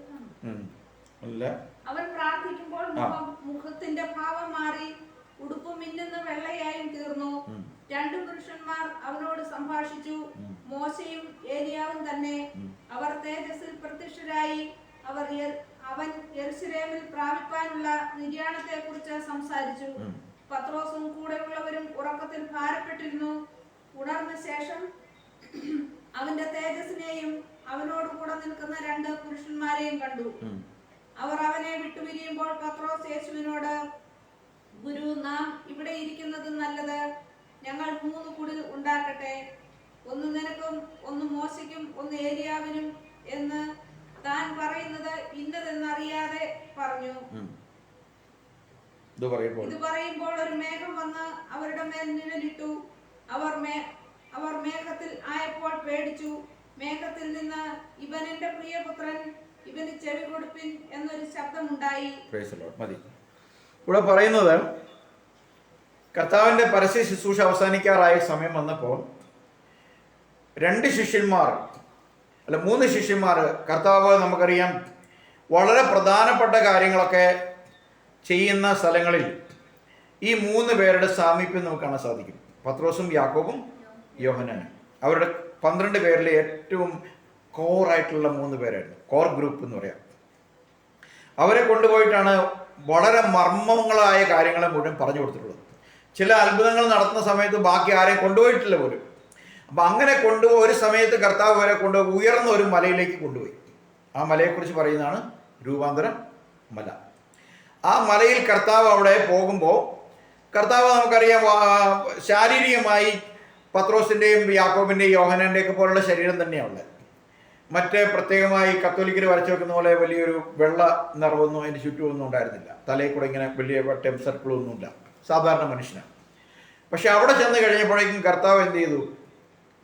കർത്താവിൻ്റെ ഉടുപ്പ്, അവൻ്റെ മുഖം സൂര്യനെ പോലെ പ്രകാശിച്ചു. അവൻ്റെ വസ്ത്രം ഭൂമിയിൽ അലക്കുകാരനും അലക്കി വെളുപ്പിക്കാൻ കഴിയാത്തതുപോലെ വെണ്മയുള്ളതായി തീർന്നു. അപ്പോൾ എന്ത് ചെയ്തു? 2 പേര് എന്ത് ചെയ്തു? എങ്ങനെ പ്രത്യക്ഷമായി? അവരും തേജസ്സിലാണ് പ്രത്യക്ഷമായിരിക്കുന്നത്. അവരെവിടുന്ന് വന്നേക്കുന്നേ? അവര് തേജസ്സിൽ എന്ന് വെച്ചാൽ അവരുടെ ന്യായപ്രമാണ കാലഘട്ടത്തിൽ അവരുടെ ശുശ്രൂഷ അവരെ തികച്ച്, അവരെ ഏൽപ്പിച്ച ജോലി തികച്ച് ഈ ലോകത്ത് നിന്ന് മാറ്റപ്പെട്ടവരാണ്. അപ്പം അവർ വന്നപ്പോൾ ഇവിടെ തേജസ്സിൽ നിൽക്കുന്ന അവൻ്റെ അടുക്കിലേക്ക് അവരും തേജസ്സിൽ പ്രത്യക്ഷമായി. എന്ന് വെച്ചാൽ അവർക്ക് പ്രത്യക്ഷമായി കഴിഞ്ഞപ്പോഴേക്കും പത്രോസും യാക്കോബും യോഹന്നാനും ഒന്നും ജീവിച്ചിരുന്ന കാലത്തല്ല ആര് ജീവിച്ചിട്ടുള്ളത്? ഏലിയാവും മോശയും. പക്ഷെ ഇവർ തേജസ്സിൽ പ്രത്യക്ഷമായപ്പോഴേക്കും അവർ 2 പേരും വന്ന് പറയുന്ന ഒരു കാര്യമുണ്ട്. അവർ കർത്താവിനോട് പറഞ്ഞ് ഓർപ്പിക്കുന്ന ഒരു കാര്യം എന്താണ്? യെരുസലേമിൽ കർത്താവിന് സംഭവിക്കാൻ പോകുന്ന മരണത്തെക്കുറിച്ച് ഓർമ്മിപ്പിക്കാൻ അവർ വന്നത്. ആമേൻ. ഈ സമയമായെന്ന് കർത്താവിന് അറിയാം അല്ലേ? കർത്താവ് അതിന് മുമ്പ് പറഞ്ഞു, അവരോട് കർത്താവ് പറഞ്ഞായിരുന്നു ഇതിൻ്റെ പ്രാഥമിക കാര്യം മത്തായി രേഖപ്പെടുത്തിക്കുന്നത് 17-ാമത്തെ അധ്യായം. അതിനു മുമ്പ് തന്നെ കർത്താവ് പറഞ്ഞു, കർത്താവേ നാഴിക വന്നിരിക്കുന്നു പിതാവേ എന്ന് പറഞ്ഞു അല്ലേ? കർത്താവ് പറഞ്ഞില്ലേ? എന്ത് നാഴിക പറഞ്ഞേ? താൻ ഈ ലോകത്തിലേക്ക് വന്ന് തികയ്ക്കാൻ പോകുന്ന പ്രവൃത്തിയുടെ സമയം വന്നിരിക്കുന്നു എന്ന് പറഞ്ഞു. എന്നാൽ അവിടെ പറയാ കർത്താവ് നാഴിക വന്നിരിക്കുന്നു പറയുന്നു. എന്നാൽ കർത്താവ് അത്ഭുതം ചെയ്തു തുടങ്ങിയ കാനാവിലെ കല്യാണത്തിന്റെ സമയത്ത് 2-ാമത്തെ അധ്യായത്തിൽ കർത്താവിനോട് മറിയം വന്നിട്ട് പറഞ്ഞു ഇവർക്ക് വീഞ്ഞില്ലെന്ന് പറയുമ്പോൾ കർത്താവ് പറഞ്ഞ എന്താ പറഞ്ഞേ? നാഴിക വന്നിട്ടില്ല അല്ലേ? എൻ്റെ സമയം ഇനി ആയിട്ടില്ല. കർത്താവ് ഇപ്പൊ എന്താ പറയുന്നേ? സമയമായി. മനുഷ്യപുത്രൻ പാപികളുടെ കയ്യിൽ ഏൽപ്പിക്കപ്പെടുകയും അവരാൽ ക്രൂശിക്കപ്പെട്ട് മരിക്കുകയും 3-ാം നാൾ ഉയർത്തെഴുന്നേൽക്കുകയും വേണം എന്നുള്ള തിരുവെഴുത്ത് നിറവേറ്റപ്പെടാനുള്ള സമയമായിരിക്കുന്നു. അപ്പോൾ ഇവരുടെ കൂടെ ഇത്രയും കാലം ജീവിച്ചത് ആരാണ് എന്ന് അവർക്ക് വെളിപ്പെടുത്തി കൊടുക്കാൻ വേണ്ടിയാണ് അവരെ ഉയർന്നൊരു മലയിലേക്ക് കൊണ്ടുപോയത്. ആമേൻ. അവരാകെപ്പാടെ വണ്ടടിച്ചു പോയി. ഇത്രയും കാലം ഈ കൂടെ നടക്കുകയും അപ്പം തന്നെയൊക്കെ ചെയ്ത ആൾ ഇത് തേജസ്സുള്ള ദൈവം തന്നെയാണെന്ന് അവർക്ക് മനസ്സിലായി. ഹല്ലേലൂയ. അപ്പോൾ ആ തേജസ്സിൽ അവർ പ്രത്യക്ഷമായി. യേശു ക്രിസ്തുവിനോടൊപ്പം അവർ കർത്താവ് പ്രത്യക്ഷമായ തേജസ്സിൽ നിൽക്കുമ്പോൾ 2 പഴയ നിയമ ഭക്തന്മാർ, ഒന്ന് മരിച്ചവരിൽ നിന്ന് മരിച്ച് അടക്കപ്പെട്ട് പോയ മോശയും എടുത്തുകൊള്ളപ്പെട്ടു പോയ ഏലിയാവും വന്നു. എന്തിനാ ഇവർ 2 പേരും വന്നത്? ഇവർ 2 പേരുടെയും വരവിന് പ്രത്യേകതയുണ്ട്. മനുഷ്യ ശരീരത്തിന് ക്രിസ്തുവിന്റെ സഭയുമായിട്ട് ബന്ധപ്പെട്ട് ഇവർക്ക് 2 പേർക്കും ഇവർ 2 പേരും പ്രതിദാനം ചെയ്ത 2 ഗ്രൂപ്പുകളുണ്ട്. ഏതാ? മരിച്ചവരിൽ നിന്ന് പുനരുദ്ധാനം ചെയ്യപ്പെടുന്നവരെ റെപ്രസെന്റ് ചെയ്തുകൊണ്ട് മോശയും എടുത്തുകൊള്ളപ്പെടുന്ന വിശുദ്ധന്മാരെ റെപ്രസെന്റ് ചെയ്യുന്ന ആളുകളാണ് ഏലിയാവും. ഈ 2 പേരും പ്രത്യക്ഷമായി ആകുകയാണ്. തേജസ്സിൽ പ്രത്യക്ഷമായിട്ട് കർത്താവിനോട് പറയുകയാണ് അടുത്ത് സംഭവിക്കാൻ പോകുന്ന യേശുവിൻ്റെ മരണത്തെക്കുറിച്ച്. അയ്യോ, യേശു ഞെട്ടിയോ? ഇല്ല. യേശു ഈ ദിവസത്തിന് വേണ്ടി കർത്താവ് പറയാണ്, കർത്താവേ ഞാൻ ആ പാനപാത്രം കുടിക്കാൻ ഭാരപ്പെട്ട് നിരങ്ങെന്ന് പറഞ്ഞ് നടക്കുക. ഇത് കുടിക്കാൻ അല്ലേ? ഈ രക്തം കുടിക്കാൻ, ഈ പാനപാത്രം, ഈ കഷ്ടതയുടെ പാനപാത്രം കുടിക്കാൻ ഈ കർത്താവ് നേരെ നോക്കി ഇരിക്കിയ സമയം. അപ്പോൾ അവിടെ വന്നു, തേജസ്സിൽ പ്രത്യക്ഷമായി. അപ്പോൾ ഒരു കാര്യം നമുക്കറിയാം, പത്രോസിനെ മോശയെ കണ്ടിട്ടില്ലാത്ത, ഏലിയാവിനെ കണ്ടിട്ടില്ലാത്ത പത്രോസ് പറഞ്ഞു ഇവർക്ക് 3 ഉള്ളുണ്ടാക്കാം അല്ലേ? അപ്പൊ ഇത് ഏലിയാവാണെന്ന് മോശയാന്നൊക്കെ എങ്ങനെ മനസ്സിലായത്? വെളിപ്പാടിനാണ്. ആമേൻ. ഹല്ലേലൂയ. അവർക്ക് വെളിപ്പാടുണ്ടായിരുന്നു. ആമേൻ. 2-ാമത്തെ കാര്യം, നാം തേജസ്കരിക്കപ്പെട്ടു പോയാലും നിത്യതയിൽ നമ്മുടെ ഐഡന്റിറ്റി ഇന്ന് നമ്മൾ കാണുന്ന പോലെ ആയിരിക്കും. ആമേൻ. മനസ്സിലാകുന്നുണ്ടോ? നമ്മളെല്ലാം യുണീക്ക് ആയിരിക്കും അവിടെ എന്ന് വെച്ച് കഴിഞ്ഞാൽ. അതുകൊണ്ടാണ് നമ്മൾ പറയുന്നത് മറുകരയിൽ കാണാം. ചിലപ്പോൾ മരിക്കുമ്പോൾ നമ്മൾ അടിയിൽ എഴുതും ആ പ്രത്യാശയുടെ തീരത്ത് വീണ്ടും കാണാം. നമുക്ക് ആർക്കും അവിടെ ഒരു ഐഡന്റിറ്റി ഇല്ലെങ്കിൽ എങ്ങനെയാ? ഞാൻ മരിച്ചു എന്ന് ജിൻസി അവിടെ കാണുകയാണെങ്കിലല്ലേ എനിക്ക് ജിൻസിയെ കാണാൻ പറ്റുള്ളൂ. അല്ലേ? അപ്പം അങ്ങനെ തിരിച്ചറിയണം. ദൈവം ആഗ്രഹിക്കുകയാണ്. അപ്പം നാം എല്ലാം നമ്മുടെ ഐഡന്റിറ്റി ഉണ്ടാവും. പക്ഷേ നമ്മൾ വിശക്കുന്ന, ദാഹിക്കുന്ന, കരയുന്ന, സങ്കടപ്പെടുന്ന, രോഗം ബാധിക്കുന്ന ശരീരത്തിലായിരിക്കലെന്ന് മാത്രമേ ഉള്ളൂ. ആദാം മരിക്കുന്നതിന് മുമ്പ് ആദാമിന് ദൈവം കൊടുത്ത തേജസ്സിൻ്റെ അതേ ശരീരം നമുക്ക് കിട്ടും. ഹല്ലേലൂയ. മരണമില്ലാത്ത, ദുഃഖമില്ലാത്ത, സന്തോഷ നിർഭരമായ, ആനന്ദദായകമായ ഒരു അവസ്ഥയിലേക്ക് നമ്മൾ മാറ്റപ്പെടും.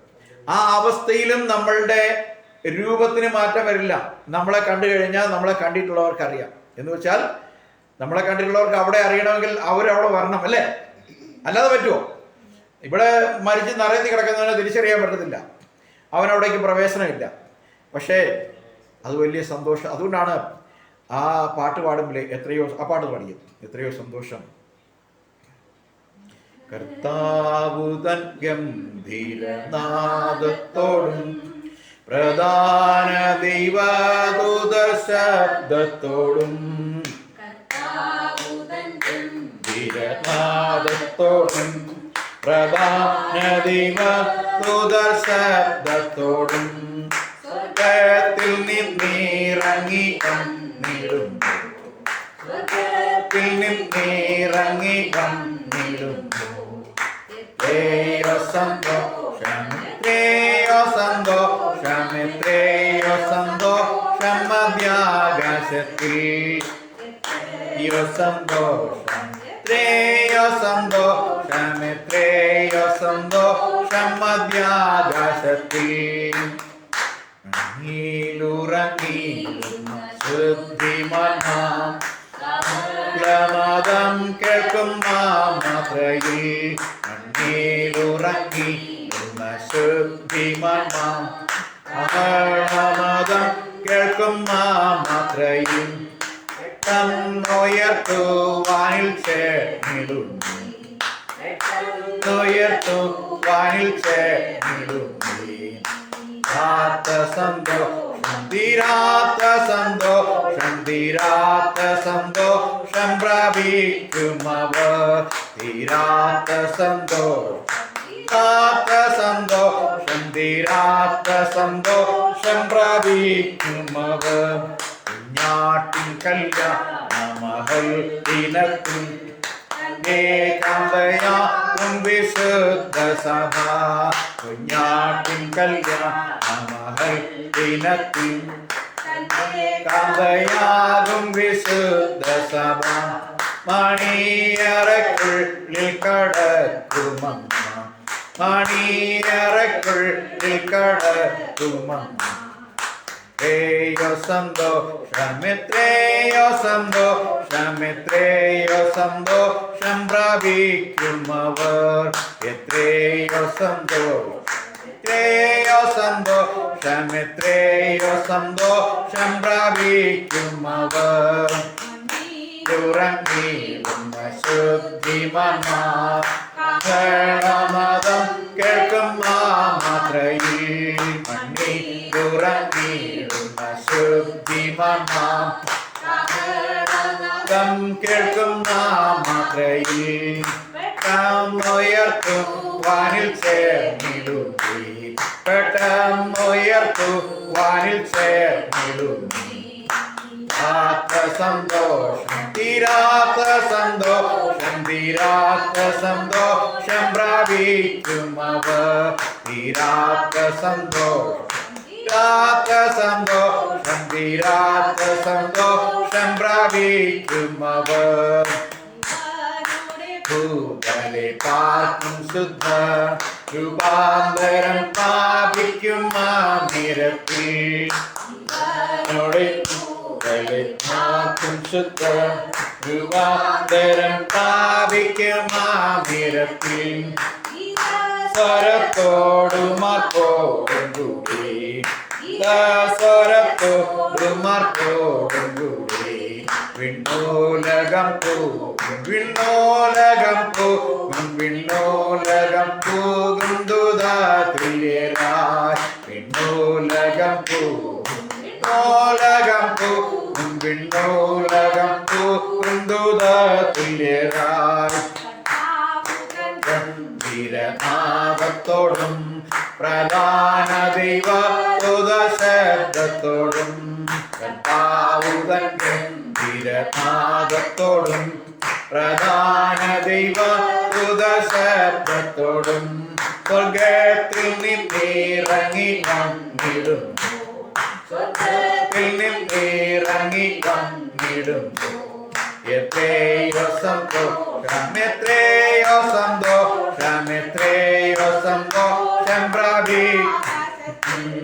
എത്രയോ സന്തോഷം, എത്രയോ സന്തോഷം, എത്രയോ സന്തോഷം ആകാശത്തിൽ. Price the Lord, hallelujah. കർത്താവ് വാനമേഘത്തിൽ വരുമ്പോൾ മരിച്ചു മൺമറഞ്ഞു പോയ വിശുദ്ധന്മാരും ജീവനോടിരിക്കുന്ന വിശുദ്ധ സഭയും ഒരുപോലെ തേജസ്കരിക്കപ്പെടും. ഹല്ലേലൂയ. തേജസ് ധരിക്കപ്പെട്ടവരായി, തേജസ്സിന്റെ വസ്ത്രം ധരിക്കപ്പെട്ടവരായി, പാപം ഏതും കൂടാതെ മിന്നുന്ന വെണ്മയായി നാമും ആ തേജോമയനായ കർത്താവിന്റെ അടുക്കിലേക്ക് വഹിച്ചു കൊണ്ടുപോകും. നമ്മുടെ ശരീരത്തിന് ഭാരമില്ല, കാരണം നമ്മൾ തേജസ്സിന്റെ ശരീരത്തിലാണ്. പാപത്തിന്റെ ഭാരമില്ല, മാംസമണ്ഡത്തിന്റെ ഭാരമില്ല. മാത്രമല്ല, നമ്മൾ ആരും നമ്മുടെ ഏജ് ഗ്രൂപ്പിലായിരിക്കില്ല. ഹല്ലേലൂയ. നമ്മളെല്ലാവരും യൗവനം പ്രാപിക്കും. Price the Lord. കുട്ടികൾ യൗവനത്തിലേക്കും വൃദ്ധന്മാർ യൗവനത്തിലേക്കും മടങ്ങി വരും. ഹല്ലേലൂയ. കാരണം നാം ഉണ്ടാക്കപ്പെട്ടത് ഈ ക്ഷീണവും ഈ തകർച്ചയും ഈ തുടിവും ഈ ചുളിവും ഒക്കെ കാലം നമ്മളെ ഏൽപ്പിച്ച പരുക്കാം. നമ്മളിങ്ങനെ ആയിരിക്കാൻ വേണ്ടിയല്ല സൃഷ്ടിക്കപ്പെട്ടത്. അതുകൊണ്ട് നമ്മളെല്ലാവരും കർത്താവിൻ്റെ ഏജ് ഗ്രൂപ്പിലേക്ക് വരും. കർത്താവ് ഭൂമിയിലായിരുന്നപ്പോൾ എന്ത് ഏജിലായിരുന്നോ ആ ഏജിൽ. കാരണം കാന്തൻ യൗവനക്കാരനും ഞാൻ 60 വയസ്സുള്ള കാന്തയെ പറ്റുമോ? ഇല്ല. അപ്പോൾ കാന്തയും കാന്തനും ഒരു ഏജ് ഗ്രൂപ്പിലായിരിക്കും. എല്ലാവരും ഒരേ ഏജ് ഗ്രൂപ്പ്. പക്ഷെ നമ്മുടെ റെസംബ്ലൻസ്, നമ്മുടെ സാമ്യം നമ്മൾ ഈ ഭൂമിയിൽ എങ്ങനെ ഇരിക്കുന്നു അതുപോലെ ആയിരിക്കും. നമ്മൾ അന്യോന്യം അറിയുന്നവരായിരിക്കും. കാരണം ദൈവത്തിന് ഭൂമിയിൽ സാധാരണ ഒരു മനുഷ്യന്റെ ശരീര വ്യവസ്ഥയ്ക്ക് മാറ്റം വരുത്താൻ ദൈവത്തിന് കഴിയുമെങ്കിൽ സ്വർഗത്തേക്ക് മാറ്റാൻ കഴിയില്ലേ? ആമേൻ. നമുക്കറിയാം, അബ്രഹാമിന് ദൈവം വാഗ്ദത്തം കൊടുത്തപ്പം അബ്രഹാമിന് വയസ്സ് 75, സാറയ്ക്ക് 65 അല്ലേ? അപ്പോൾ പറയുകയാണ്, ഞാൻ വാർദ്ധക്യം ചെന്ന് വൃദ്ധനായിരിക്കുന്നു, എനിക്ക് എന്നിനി എന്തില്ല, പുത്രോത്പാദനം ശേഷിയില്ല.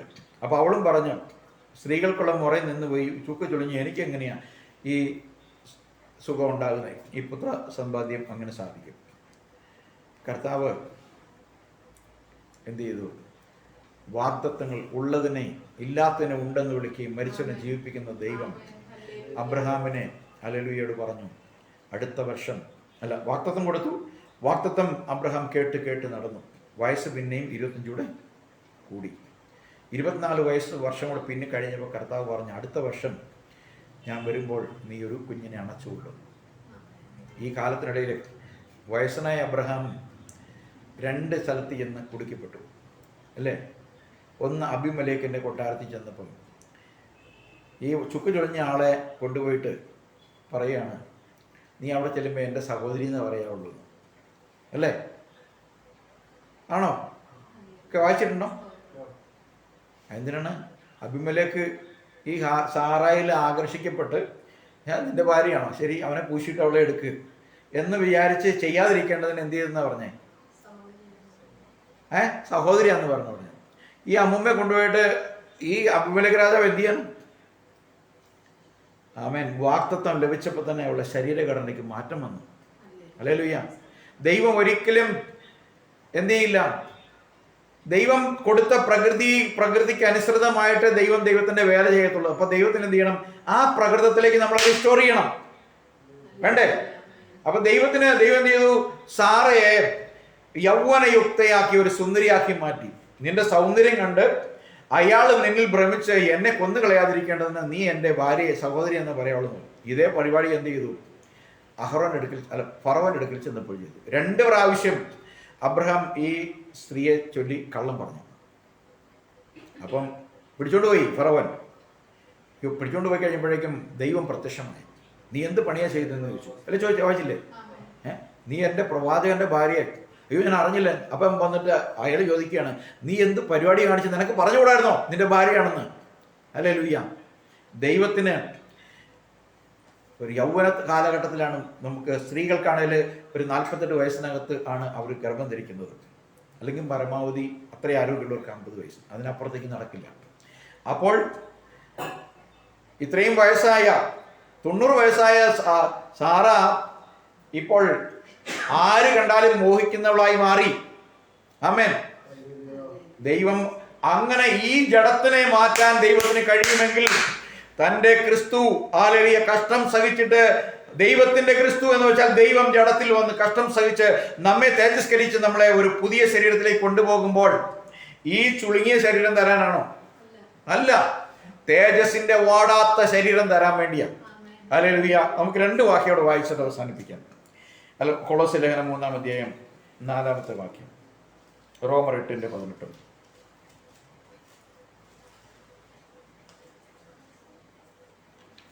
നമ്മുടെ ജീവനായ ക്രിസ്തു വെളിപ്പെടുമ്പോൾ നിങ്ങളും അവനോടുകൂടെ തേജസ്സിൽ വെളിപ്പെടും. ഇത് ദൈവസഭയ്ക്കുള്ള വാഗ്ദത്തമാണ്. ഇത് വായിക്കുന്നവരുണ്ടോ, ഇത് പല പ്രാവശ്യം ആവർത്തിക്കുന്നുണ്ടോ എന്നും സംഭവിക്കില്ല. അതിനൊരു പ്രോസസ് ഉണ്ട്. യേശു കർത്താവാണ് ഏക സത്യ ദൈവമെന്ന് വിശ്വസിക്കാതെ ആ ദൈവത്തെ കഷണമാക്കി അവതരിപ്പിച്ചിട്ട് ഇത് വായിച്ചിട്ടൊന്നും തേജസ്സിൽ എന്ത് ചെയ്യില്ല, വെളിപ്പെടില്ല. ദൈവം കള്ളനല്ല. ദൈവം അവന്റെ വാക്ക് പറഞ്ഞ വാക്ക് അങ്ങനെ തന്നെ നിവർത്തിക്കും. ദൈവത്തെ 3 പറഞ്ഞ് പഠിപ്പിച്ചവനെ തേജസ്കരിക്കാനല്ല ദൈവം വരുന്നത്. ദൈവത്തിന്റെ വചനത്തിൽ വള്ളിയും പുള്ളിയും ചേർക്കാത്ത, അതിനോട് കൂട്ടിയേർക്കുകയോ അതിൽ കുറയ്ക്കുകയോ ചെയ്യാത്ത, അതിൽ ഉറച്ചു നിൽക്കുന്നവനെയാണ് ദൈവം രൂപാന്തരപ്പെടുത്തുള്ളൂ. ഹല്ലേലൂയ. അപ്പോൾ അവനെ എന്ത് ചെയ്യും? അവരെ വീണ്ടെടുക്കാൻ ആ ദൈവം തേജസ്സിൽ വെളിപ്പെടുമ്പോൾ ഈ വചനം വിശ്വസിച്ച് കാത്തിരിക്കുന്ന നാമും തേജസ്സിൽ വെളിപ്പെടും. ഹല്ലേലൂയ. വെണ്മയുള്ള ഒരു ശരീരം നമുക്ക് തരും ദൈവം. ഹല്ലേലൂയ. അപ്പോൾ നാമും തേജസ്സിൽ അവനോടുകൂടെ വെളിപ്പെടും. അടുത്ത വാക്യം റോമർ 8-ാമത്തെ അധ്യായം അതിൻ്റെ 18-ാമത്തെ വാക്യം. നമ്മിൽ വെളിപ്പെടാനുള്ള തേജസ് വിചാരിച്ചാൽ ഈ കാലത്തിലെ കഷ്ടങ്ങൾ സാരമില്ല എന്ന് ഞാൻ എണ്ണുന്നു. ആമേൻ. ഈ കാലത്തിലെ കഷ്ടങ്ങൾ സാരമില്ല. അപ്പം വെളിപ്പെടാൻ പോകുന്നവർക്ക് കഷ്ടങ്ങളുണ്ട്. ഈ ലോകത്ത് ഇഷ്ടംപോലെ സമ്പത്തും സൗഭാഗ്യങ്ങളും ഉണ്ടെങ്കിൽ എന്ത് ചെയ്യില്ല, നമുക്ക് തേജസ്കരണം നടക്കത്തില്ല. അപ്പം നമുക്ക് ഒരു കഷ്ടത ഈ ലോകത്ത് തന്നിരിക്കുന്നത് നമുക്കൊരു തേജസ് വരാനുണ്ടെന്നുള്ള. ഇവിടെ നമ്മൾ പൂർണ്ണരാണെങ്കിൽ നമ്മളെ ദൈവത്തിന് പൂർണ്ണരാക്കാൻ കഴിയില്ല. നമ്മൾ നമ്മിൽ തന്നെ പൂർണ്ണരാണെങ്കിൽ നമ്മിൽ ഒന്നും ദൈവത്തിന് ചെയ്യാനില്ല. അതുകൊണ്ട് തന്നെയാണ് ദൈവം നമ്മളെ അപൂർണ പാത്രന്മാരായി വെച്ചേക്കുന്നത്. നമുക്കൊരു ദൈവത്തിൻ്റെ ആവശ്യമുണ്ട്, നമുക്ക് രക്ഷകന്റെ ആവശ്യമുണ്ട്, നമുക്ക് ആരാധനയുടെ ആവശ്യമുണ്ട്, നമ്മുടെ കൂട്ടായ്മയുടെ ആവശ്യമുണ്ട്, നമുക്ക് ദൈവവചനമാകുന്ന മന്ന ഭക്ഷിക്കേണ്ട ആവശ്യമുണ്ട്. ഈ പോരായ്മയാണ് നമ്മളെ ഹല്ലേലൂയ ഒരു നരക്കത്തിലേക്ക് മുന്നോട്ട് കൊണ്ടുപോകുന്നത്. ഇന്ന് ലഭിച്ചത് പോരാ, എനിക്ക് നാളെ പുതിയ അനുഭവം വേണം, പുതിയ മന്ന വേണം. ഹല്ലേലൂയ. അതാണ് ദൈവം തരുന്നത്. ഇസ്രായേൽ മക്കൾക്ക് ദൈവം മന്ന ഒഴിച്ചു കൊടുത്തപ്പം ഒരാഴ്ചത്തേക്കുള്ളത് പൊഴിച്ചിട്ട് നിങ്ങൾ എടുത്തു വെച്ചിട്ട് ഇഷ്ടം പോലെ തിന്നോളാൻ പറഞ്ഞോ? ഇല്ല. ഓരോ ദിവസവും ദൈവം അവർക്ക് പുതിയതാണ് കൊടുക്കുന്നെങ്കിൽ. അതുകൊണ്ടാണ് നമ്മൾ പരമ്പരാഗത സഭയിലേക്ക് പോയി കഴിഞ്ഞാൽ, അവിടെ കത്തോലിക്ക പള്ളിയിൽ പോയി കഴിഞ്ഞു കഴിഞ്ഞാൽ, അല്ലെങ്കിൽ ഓർത്തഡോക്സ് CSI പള്ളിയിൽ പോയി കഴിഞ്ഞു കഴിഞ്ഞാൽ അവരുടെ ഏറ്റവും വലിയൊരു ശുശ്രൂഷ എന്താ? ഒരു കുർബാന അല്ലേ? എന്നും തന്നെ അവസാനമല്ലേ ഉള്ളൂ അല്ലേ? എന്നും ഒരു കുർബാനയേ ഉള്ളൂ. ചിലപ്പോൾ ചൊല്ലുന്ന അച്ഛൻ മാറുമായിരിക്കാം, പക്ഷേ അവിടെ പുതിയതായിട്ട് ഒരു ആഹാരവും അവിടെ കൊടുക്കുന്നില്ല. പുതിയ ദൈവവചനം അവിടെ പ്രസംഗിക്കുന്നില്ല. പ്രസംഗിക്കുന്ന വചനത്തിൽ അവരെ വളർത്തുന്നില്ല, ഉറപ്പിക്കുന്നില്ല. അവർ ശിശുപ്രായത്തിൽ ഇപ്പോഴും കിടക്കുകയാണ്. ഒരേ കാര്യത്തിന് കാഴ്ചക്കാരായി നിൽക്കുന്നു, മടങ്ങിപ്പോകുന്നു, വീണ്ടും വരുന്നു, അതേ കാഴ്ച കാണുന്നു. എന്നാൽ ദൈവസഭ അങ്ങനെയല്ല. വചനമെന്ന മായമില്ലാത്ത പാൽ കുടിച്ച്, കട്ടിയുള്ള ദൈവവചനമാകുന്ന ആഹാരം ഭക്ഷിച്ച്, ആ ക്രിസ്തുവിന്റെ തേജസ്സാകുന്ന ആത്മീയ ശരീരത്തിലേക്ക് വളരാൻ വേണ്ടി നാം ഹല്ലേലൂയ വിശുദ്ധി തികഞ്ഞ് ഹല്ലേലൂയ നാം ആ വളർച്ചയെത്തുമ്പോൾ നമ്മുടെ കർത്താവിന്റെ വരവോടനുബന്ധിച്ച് നാമും തേജസ്കരിക്കപ്പെടും. അതുകൊണ്ട് പൗലോസ് പറയുകയാണ്, നമുക്ക് ലഭിക്കാനിരിക്കുന്ന ആ തേജസ് വിചാരിച്ചാൽ ഇന്നുള്ള കഷ്ടങ്ങൾ സാരമില്ല എന്ന് ഞാൻ എണ്ണുന്നു. Praise the Lord. ഹല്ലേലൂയ. അപ്പോൾ ഒരു 2 വാക്യോടെ വായിച്ച് നമുക്ക് അവസാനിപ്പിക്കാം. ഹല്ലേലൂയ. ഫിലിപ്പി ലേഖനം 3-ാം അധ്യായം 21, 2 കൊരിന്ത്യർ 3:18. ഒരുപാട് വാക്യങ്ങളുണ്ട് നമ്മുടെ തേജസ്കരണവുമായിട്ട് ബന്ധപ്പെട്ട്. കാരണം പുതിയ നിയമസഭയുടെ ആശയം തന്നെ എന്താണ്? നമ്മുടെ തേജസ്കരണം അല്ലേ? പുതിയ നിയമസഭയുടെ പർപ്പസ് എന്താണ്? മനുഷ്യന്റെ വിശുദ്ധന്മാരുടെ രൂപാന്തരമാണ് പുതിയ നിയമസഭയുടെ പർപ്പസ്, അല്ലെങ്കിൽ എൻ്റെ ഉദ്ദേശം. അതിൽ പ്രധാനപ്പെട്ട സബ്ജക്റ്റ് തന്നെ ഫിലിപ്പിയർ 3:21. അവൻ സകലവും തനിക്ക് കീഴ്പ്പെടുത്തുവാൻ കഴിയുന്ന തന്റെ വ്യാപാര ശക്തി കൊണ്ട് നമ്മുടെ കാഴ്ചയുള്ള ശരീരത്തെ തന്റെ മഹത്വമുള്ള ശരീരത്തോട് അനുരൂപമായി രൂപാന്തരം. ദൈവം അല്ലെ ക്രിസ്തു തന്റെ എന്തുകൊണ്ടാ അവന്റെ വ്യാപാര ശക്തി കൊണ്ട്, അവന്റെ പരിശുദ്ധാത്മാവിന്റെ പ്രവൃത്തിയുടെ ശക്തി കൊണ്ട് നമ്മുടെ ഈ താഴ്ന്ന ശരീരത്തെ, തൂങ്ങിയും ക്ഷീണിച്ചും മടുത്തുമിരിക്കുന്ന, അല്ലെങ്കിൽ കാലപ്പഴക്കം കൊണ്ട് ജീർണിച്ച, മനസ്സുകൊണ്ട് തകർന്നു പോയ ഈ ശരീരത്തെ തന്റെ ഹല്ലേലൂയ തേജസ്സുള്ള ശരീരത്തോടുകൂടെ രൂപാന്തരപ്പെടുത്തും. ഹല്ലേലൂയ, ആമേൻ. ആ വ്യാപാര ശക്തി നമ്മൾ വെളിപ്പെടണമെങ്കിൽ നമ്മൾ നിരന്തരം ആ ശക്തിയിലേക്ക് വളർന്നു വരണം. എന്നാൽ മാത്രമേ ശേഷിച്ചതിനെ ഓരോ ദിവസവും ദൈവത്തിന്റെ വചനത്താൽ നാം കറക്റ്റ് ചെയ്ത് വരുമ്പോൾ, ആ തേജസ്സിന്റെ സമയം വരുമ്പോൾ, പൂർണ്ണമായ തലയാകുന്ന ക്രിസ്തു വെളിപ്പെടുമ്പോൾ നാം തേജസ്സിലേക്ക് വെളിപ്പെടുകയുള്ളൂ. അടുത്ത വാക്യം 2 കൊരിന്ത്യർ 3:18.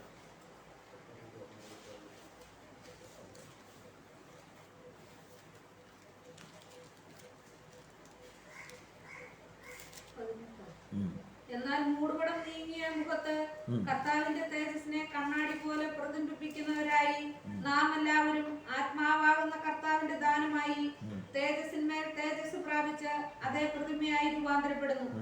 ഏതേ പ്രതിമയാ? കർത്താവിന്റെ രൂപം അല്ലേ? ഇവിടെ ഇംഗ്ലീഷിൽ പറയാണ്, but we all with open face beholding as in a glass the glory of the Lord are changed into the same image from glory to glory, even as by the Spirit of the Lord. കർത്താവിന്റെ ആത്മാവിന്റെ ശക്തിയുടെ വ്യാപാരത്താൽ നമ്മുടെ താഴ്ചയുള്ള ശരീരം തേജസ്സിന്മേൽ തേജസ് പ്രാപിച്ച് ക്രിസ്തുവിന്റെ തേജസ്കരിക്കപ്പെട്ട പ്രതിമയായി. ഇവിടുന്ന് അവൻ തേജസ്സിൽ എടുക്കപ്പെട്ട് ആ ഒലിവുമലയിൽ നിന്ന് എങ്ങനെ പോയോ അതേ തേജസ്സിന്റെ ശരീരത്തിലേക്ക് നാം പ്രവേശിക്കും. ആ തേജസ്സിന്റെ ശരീരത്തിന്റെ പ്രത്യേകത എന്താണ്? അതിന് ചുമരുകളും കെട്ടിടങ്ങളും ഗേറ്റും ഒന്നും പ്രശ്നമല്ല. ആമേൻ. അത് അതിനകത്തൂടെ കടന്നുപോകും. ഹല്ലേലൂയ. അതുകൊണ്ടാണ് കർത്താവ് പുനരുദ്ധാനം ചെയ്തതിനു ശേഷം അവരെല്ലാം പേടിച്ച് പറിച്ച് വാതിലടച്ച് കുറ്റിയിട്ട് അകത്തിരുന്നപ്പോൾ കർത്താവ് അകത്ത് വന്നിട്ട് നിങ്ങൾക്ക് സമാധാനം എന്ന് പറഞ്ഞേ. അതിന് കുറച്ച് നാൾ മുമ്പ് കർത്താവിനകത്ത് കയറി പറഞ്ഞാൽ എന്ത് ചെയ്യണമായിരുന്നു? വാതിൽ തുറന്നു കൊടുക്കണം അല്ലേ? എന്നാൽ വാതിൽ തുറക്കണ്ടാത്ത, സമയകാല പരിമിതികളില്ലാത്ത ഹല്ലേലൂയ കർത്താവിൻ്റെ രാജ്യത്തിലേക്ക് നാം തേജസ്സിൻ്റെ മേൽ തേജസ് പ്രാപിച്ച് കർത്താവിന് അനുരൂപമായി നാം തേജസ്സിലേക്ക് പ്രവേശിക്കുമ്പോൾ തേജസ്സിൽ ഒരു നാൾ തേജസ്സിൽ സൃഷ്ടിക്കപ്പെട്ടതും സാത്താന് ചെവിയെടുത്ത് നഷ്ടപ്പെടുന്നതുമായ ആദാമിനുണ്ടായിരുന്ന പുത്രത്വത്തിലേക്ക് നാം പ്രവേശിക്കപ്പെടും. ഹല്ലേലൂയ. അങ്ങനെ തേജസ്സിൻ്റെ പുത്രന്മാരെ ഉണ്ടാക്കുവാൻ മറഞ്ഞിരിക്കുന്ന ആ മർമ്മം നമുക്ക് എന്ത് ചെയ്തു? ജ്ഞാനമായി നമുക്ക് എന്ത് ചെയ്തു? മറഞ്ഞിരിക്കുന്ന മർമ്മത്തെ ജ്ഞാനമായി നിങ്ങൾക്ക് ദൈവം നമ്മുടെ ദേശനായി മുൻ നിയമിച്ചതും മറഞ്ഞിരുന്നതുമായ ജ്ഞാനം എത്രയും ഞങ്ങൾ മർമ്മമായി പ്രസ്താവിക്കുന്നു. അത് ഈ ലോകത്തിന്റെ പ്രഭുക്കന്മാരാരും അറിഞ്ഞില്ല. അറിഞ്ഞിരുന്നുവെങ്കിൽ അവർ തേജസ്സിന്റെ കർത്താവിനെ ക്രൂശിക്കുകയില്ലായിരുന്നു. ഇന്നും അവർ ഈ ലോകത്തിന്റെ പ്രഭുക്കന്മാരാരാണെന്ന് ചോദിച്ചാൽ അത് ഇസ്രായേലാണ്. ഹല്ലേലൂയ. അപ്പോൾ അവർക്കാണ് ദൈവം അനിതര സാധാരണമായ കഴിവുകൾ കൊടുത്തിട്ടുണ്ട്. ഹല്ലേലൂയ. അവരുടെ ബുദ്ധിവൈഭവം, അവരുടെ കഴിവ്, അവർ ഈ ലോകത്തിന് സംഭാവന ചെയ്തിട്ടുള്ളതൊക്കെ, ഈ ലോകത്തിൻ്റെ മുഴുവൻ മൊത്തം ലോകത്തിൻ്റെ വളർച്ച, ഇന്ന് കാണുന്ന മൊത്തം ലോകത്തിൻ്റെ വളർച്ചയിൽ ഏറ്റവും കൂടുതൽ സംഭാവന കൊടുത്തത് ഈ ഒരു കുഞ്ഞൻ രാജ്യമാണ്. ഹല്ലേലൂയ. നമ്മുടെ ഒരു 2 ജില്ലകൾ മാത്രം കൂടി നിൽക്കുന്ന ഒരു രാജ്യം, പരമ്പരാഗതമായി ഒരു വലിയ അടിത്തറയൊന്നും ഇല്ലാത്തൊരു രാജ്യം അല്ലേ? ഏതാണ്ട് വെറും നമ്മുടെ ഇന്ത്യ സ്വതന്ത്രമായ കാലഘട്ടത്തിൽ മാത്രം ഒരു രാഷ്ട്രമാക്കപ്പെട്ട രാജ്യം, നൂറ്റാണ്ടുകളുടെ പിൻബലമില്ലാത്തൊരു രാജ്യം ഇന്ന് ലോകത്തിൻ്റെ നെറുകയിൽ അവിടെ നിൽക്കുന്നു. അവർക്ക് ഒന്നിനും കുറവില്ല, എല്ലാം ഉണ്ട്. പക്ഷേ എന്തില്ല? മർമ്മം വെളിപ്പെടാനുള്ള, തിരിച്ചറിയാനുള്ള കഴിവില്ല. ഹല്ലേലൂയ. അവിടെയാണ് ദൈവം നമുക്ക് ദൈവവചനം വിശ്വസിക്കാനുള്ള കൃപ തന്നത്. ഇന്ന് നമുക്ക് അഭിമാനിക്കാൻ ഒന്നേ ഉള്ളൂ, കർത്താവ് നമ്മളോട് കരുണ തോന്നി. ഇന്ന് പെന്തക്കോസ്തുകാർക്കില്ലാത്ത, മറ്റ് ക്രിസ്ത്യാനികൾ എന്ന് പറയുന്നവർക്കില്ലാത്ത ദൈവകൃപ നമുക്ക് ലഭിച്ചു. നാം തേജസ്സിനായി മുൻ നിയമിച്ചിരിക്കുന്നു. അത് അനേകർക്കും മറക്കപ്പെട്ടതെങ്കിലും നമുക്കത് ഹല്ലേലൂയ. പൊരുൾ തിരിച്ചു തന്ന ദൈവം എത്രയോ വിശ്വസ്തനും നല്ലവനുമാകുന്നു. ആ ദൈവസന്നിധിയിലേക്ക് നമ്മെ തന്നെ താഴ്ത്തിക്കൊണ്ട് ഈ ദിവസവും ദൈവത്തിൻ്റെ സന്നിധിയിൽ ഒരുമിച്ച് കൂടുവാൻ ദൈവം തന്ന കൃപയ്ക്കായി നമുക്ക് സ്തുതിക്കാം. ഓരോ ആഴ്ചയിലും നാം കേൾക്കുന്ന വചനം നമ്മുടെ ജീവിതത്തിൽ ക്രിയ ചെയ്യുവാൻ, നമ്മുടെ വിശ്വാസം വർദ്ധിക്കുവാൻ, നമ്മുടെ തേജസ്കരണം കൂടുതൽ കൂടുതൽ വേഗത്തിലാകുവാൻ, നാം ഓരോ ദിവസവും ഹല്ലേലൂയ കാൽപാദം മുതൽ ശിരസ് വരെയും അകത്തെ മനുഷ്യനെ സംബന്ധിച്ച് തികഞ്ഞവരായി വളരുവാൻ ആവശ്യമായ ദൈവകൃപ ദൈവം നമുക്ക് തരേണ്ടതിന് വേണ്ടി നമ്മെ തന്നെ ദൈവത്തിൻ്റെ കരങ്ങളിലേക്ക് ഏൽപ്പിക്കാം. നമുക്ക് പ്രാർത്ഥിക്കാം. വാഗ്ദത്തങ്ങളിൽ വിശ്വസ്തനും നല്ലവനും വിശ്വസ്തനും ദയാപരനുമായ ഞങ്ങളുടെ ദൈവമേ, സ്വർഗീയ നല്ല കർത്താവേ, അവിടുന്ന് അവിടുത്തെ തേജസ് വിട്ട് ഈ താണ ലോകത്തിലേക്ക് വന്നത് ഞാനും കർത്താവെ ഞങ്ങൾ പ്രിയപ്പെട്ടവരും ഈ ലോകത്ത് നശിച്ചു പോകുവാനല്ല, മറിച്ച് നിത്യജീവനിൽ അങ്ങോട്ടുകൂടെ തേജസ്സുള്ള ദേഹത്തിൽ വാഴേണ്ടതിനെത്രയെന്ന് ഞങ്ങൾ കേട്ടു. ഇന്ന് പകലിൽ ഞങ്ങൾ കേട്ട വചനം ഞങ്ങളിൽ വിശ്വാസമായി പരിണമിക്കുവാൻ, അത് ഞങ്ങളുടെ പ്രവൃത്തിയിൽ ഭാഗമായി തീരുവാൻ, ഞങ്ങൾ നാൾതോറും പൗലോസ് അപ്പോസ്തലൻ പറഞ്ഞതുപോലെ ആ തേജസ്സിൻ്റെ നാളുകൾക്ക് വേണ്ടി അകത്തെ മനുഷ്യൻ ഭാരപ്പെട്ട് നിറങ്ങുവാൻ, ഈ ലോകം ഞങ്ങളെ ഞെരുക്കുകയും ക്ഷീണിപ്പിക്കുകയും തളർത്തുകയും ചെയ്യുമ്പോഴും ഞങ്ങളുടെ പ്രത്യാശയ്ക്ക് ഭംഗം വരാതെ ഇതെല്ലാം വിളിച്ചു പറയുന്നൊരു സത്യമുണ്ട്. ഞങ്ങളുടെ തേജസ്കരണത്തിൻ്റെ നാളടുത്തിരിക്കുന്നു. അതുകൊണ്ട് ഞങ്ങൾ നാൾതോറും പാപം വിട്ട്, ദോഷം വിട്ട്, തിന്മ വിട്ട്, ഹല്ലേലൂയ, തിന്മ തള്ളി നന്മ സ്വീകരിച്ചുകൊണ്ട് പ്രാർത്ഥനാപൂർവ്വം വിശ്വാസത്തോടുകൂടി ഒരുവനൊരുവനോട് സ്നേഹത്തിലും ഐക്യത്തിലും പെരുമാറിക്കൊണ്ട് ബഹുമാനിക്കേണ്ടവരെ ബഹുമാനിച്ചും ആദരിക്കേണ്ടവരെ ആദരിച്ചും കീഴ്പ്പെടേണ്ടവർക്ക് കീഴ്പ്പെട്ടും വിശ്വസ്തയോടെ അങ്ങയുടെ വചനം കാത്തു സൂക്ഷിച്ച് ഹല്ലേലൂയ ഞങ്ങളുടെ ദൈവമക്കളുടെ തേജസ്സാകുന്ന പുത്രത്വം പ്രാപിക്കേണ്ടുന്ന നാൾ അധികമായി അടുത്തു വരുന്നെന്ന് അറിഞ്ഞുകൊണ്ട് കൂടുതൽ വിശ്വസ്തരും കൂടുതൽ ദൈവഭക്തരും കൂടുതൽ പ്രാർത്ഥിക്കുന്നവരും ആരാധിക്കുന്നവരും കൂടുതൽ അന്യോന്യം സ്നേഹിക്കുന്നവരും സംരക്ഷിക്കുന്നവരും കരുതുന്നവരുമാകുവാൻ ഞങ്ങളെ സഹായിക്കണമേ കർത്താവേ. ഞങ്ങളുടെ ബലഹീനകളും വീഴ്ചകളും കുറ്റങ്ങളും കുറവുകളും അവിടുന്ന് എണ്ണാതെ കണക്കിടാതെ തള്ളിക്കളഞ്ഞതുപോലെ മറ്റുള്ളവരുടെ വീഴ്ചകളും കുറവുകളും ഞങ്ങൾ പരിഗണിക്കാതെ അവ ഉയർത്തി കാണിക്കാതെ അവയുടെ പേരിൽ കൈപ്പായിരിക്കാതെ അന്യോന്യം സ്നേഹത്തിൽ ക്ഷമിച്ചും പുറത്തും കർത്താവിൻ്റെ വരവിനായി ഒരുങ്ങുവാൻ ഞങ്ങൾ ഓരോരുത്തരെയും സഹായിക്കണമേ. ഇന്ന് സോഷ്യൽ മീഡിയയിലൂടെ ഈ വചനം കേട്ടവരെയും അവിടുന്ന് അനുഗ്രഹിക്കണമേ. അവിടുത്തെ കൃപയിൽ ഞങ്ങൾ ഭരമേൽപ്പിക്കുകയാണ്. ഇന്ന് ഈ വചനം കേട്ടവരായ എല്ലാവരെയും ശുശ്രൂഷിപ്പാൻ അങ്ങനെ സഹായിച്ചതോർത്ത് എന്നെയും അങ്ങയുടെ കരങ്ങളിലേക്ക് ഏൽപ്പിച്ചു പ്രാർത്ഥിക്കുന്നു. സമാധാനത്തിൻ്റെ ദൈവത്തിൻ്റെ ദിവ്യ സമാധാനം ഞങ്ങളുടെ കൂടെ ഇരിക്കട്ടെ. പ്രശ്നങ്ങളും പ്രയാസങ്ങളും ഭാരങ്ങളും ഞങ്ങളെ വലയ്ക്കുമ്പോൾ, ഞങ്ങളുടെ ജീവിത നൗക ആടി ഉലയുമ്പോൾ, ഞങ്ങളുടെ ഉപജീവന മാർഗങ്ങൾ തകരുമ്പോൾ, മനുഷ്യൻ ഞങ്ങളെ കൈവിട്ടു പോകുമ്പോൾ, എല്ലാം അസ്തമിച്ചു എന്ന് തോന്നുന്നത് പുതുവഴികളെ തുറക്കുന്ന കർത്താവേ, ഇവിടെ ആയിരിക്കുമ്പോൾ ഞങ്ങളുടെ ആവശ്യങ്ങളെ നിറവേറ്റുവാൻ അങ്ങ് മതിയായ ദൈവമാകുന്നുവല്ലോ. ഹല്ലേലൂയ. തിരുവെടുത്ത് പറയുന്ന സ്വന്തം പുത്രനെ പോലും ആദരിക്കാതെ അവനെ നിങ്ങൾക്ക് നൽകിയവൻ അവനോട് സകലവും നൽകി തരാതിരിക്കുമോ?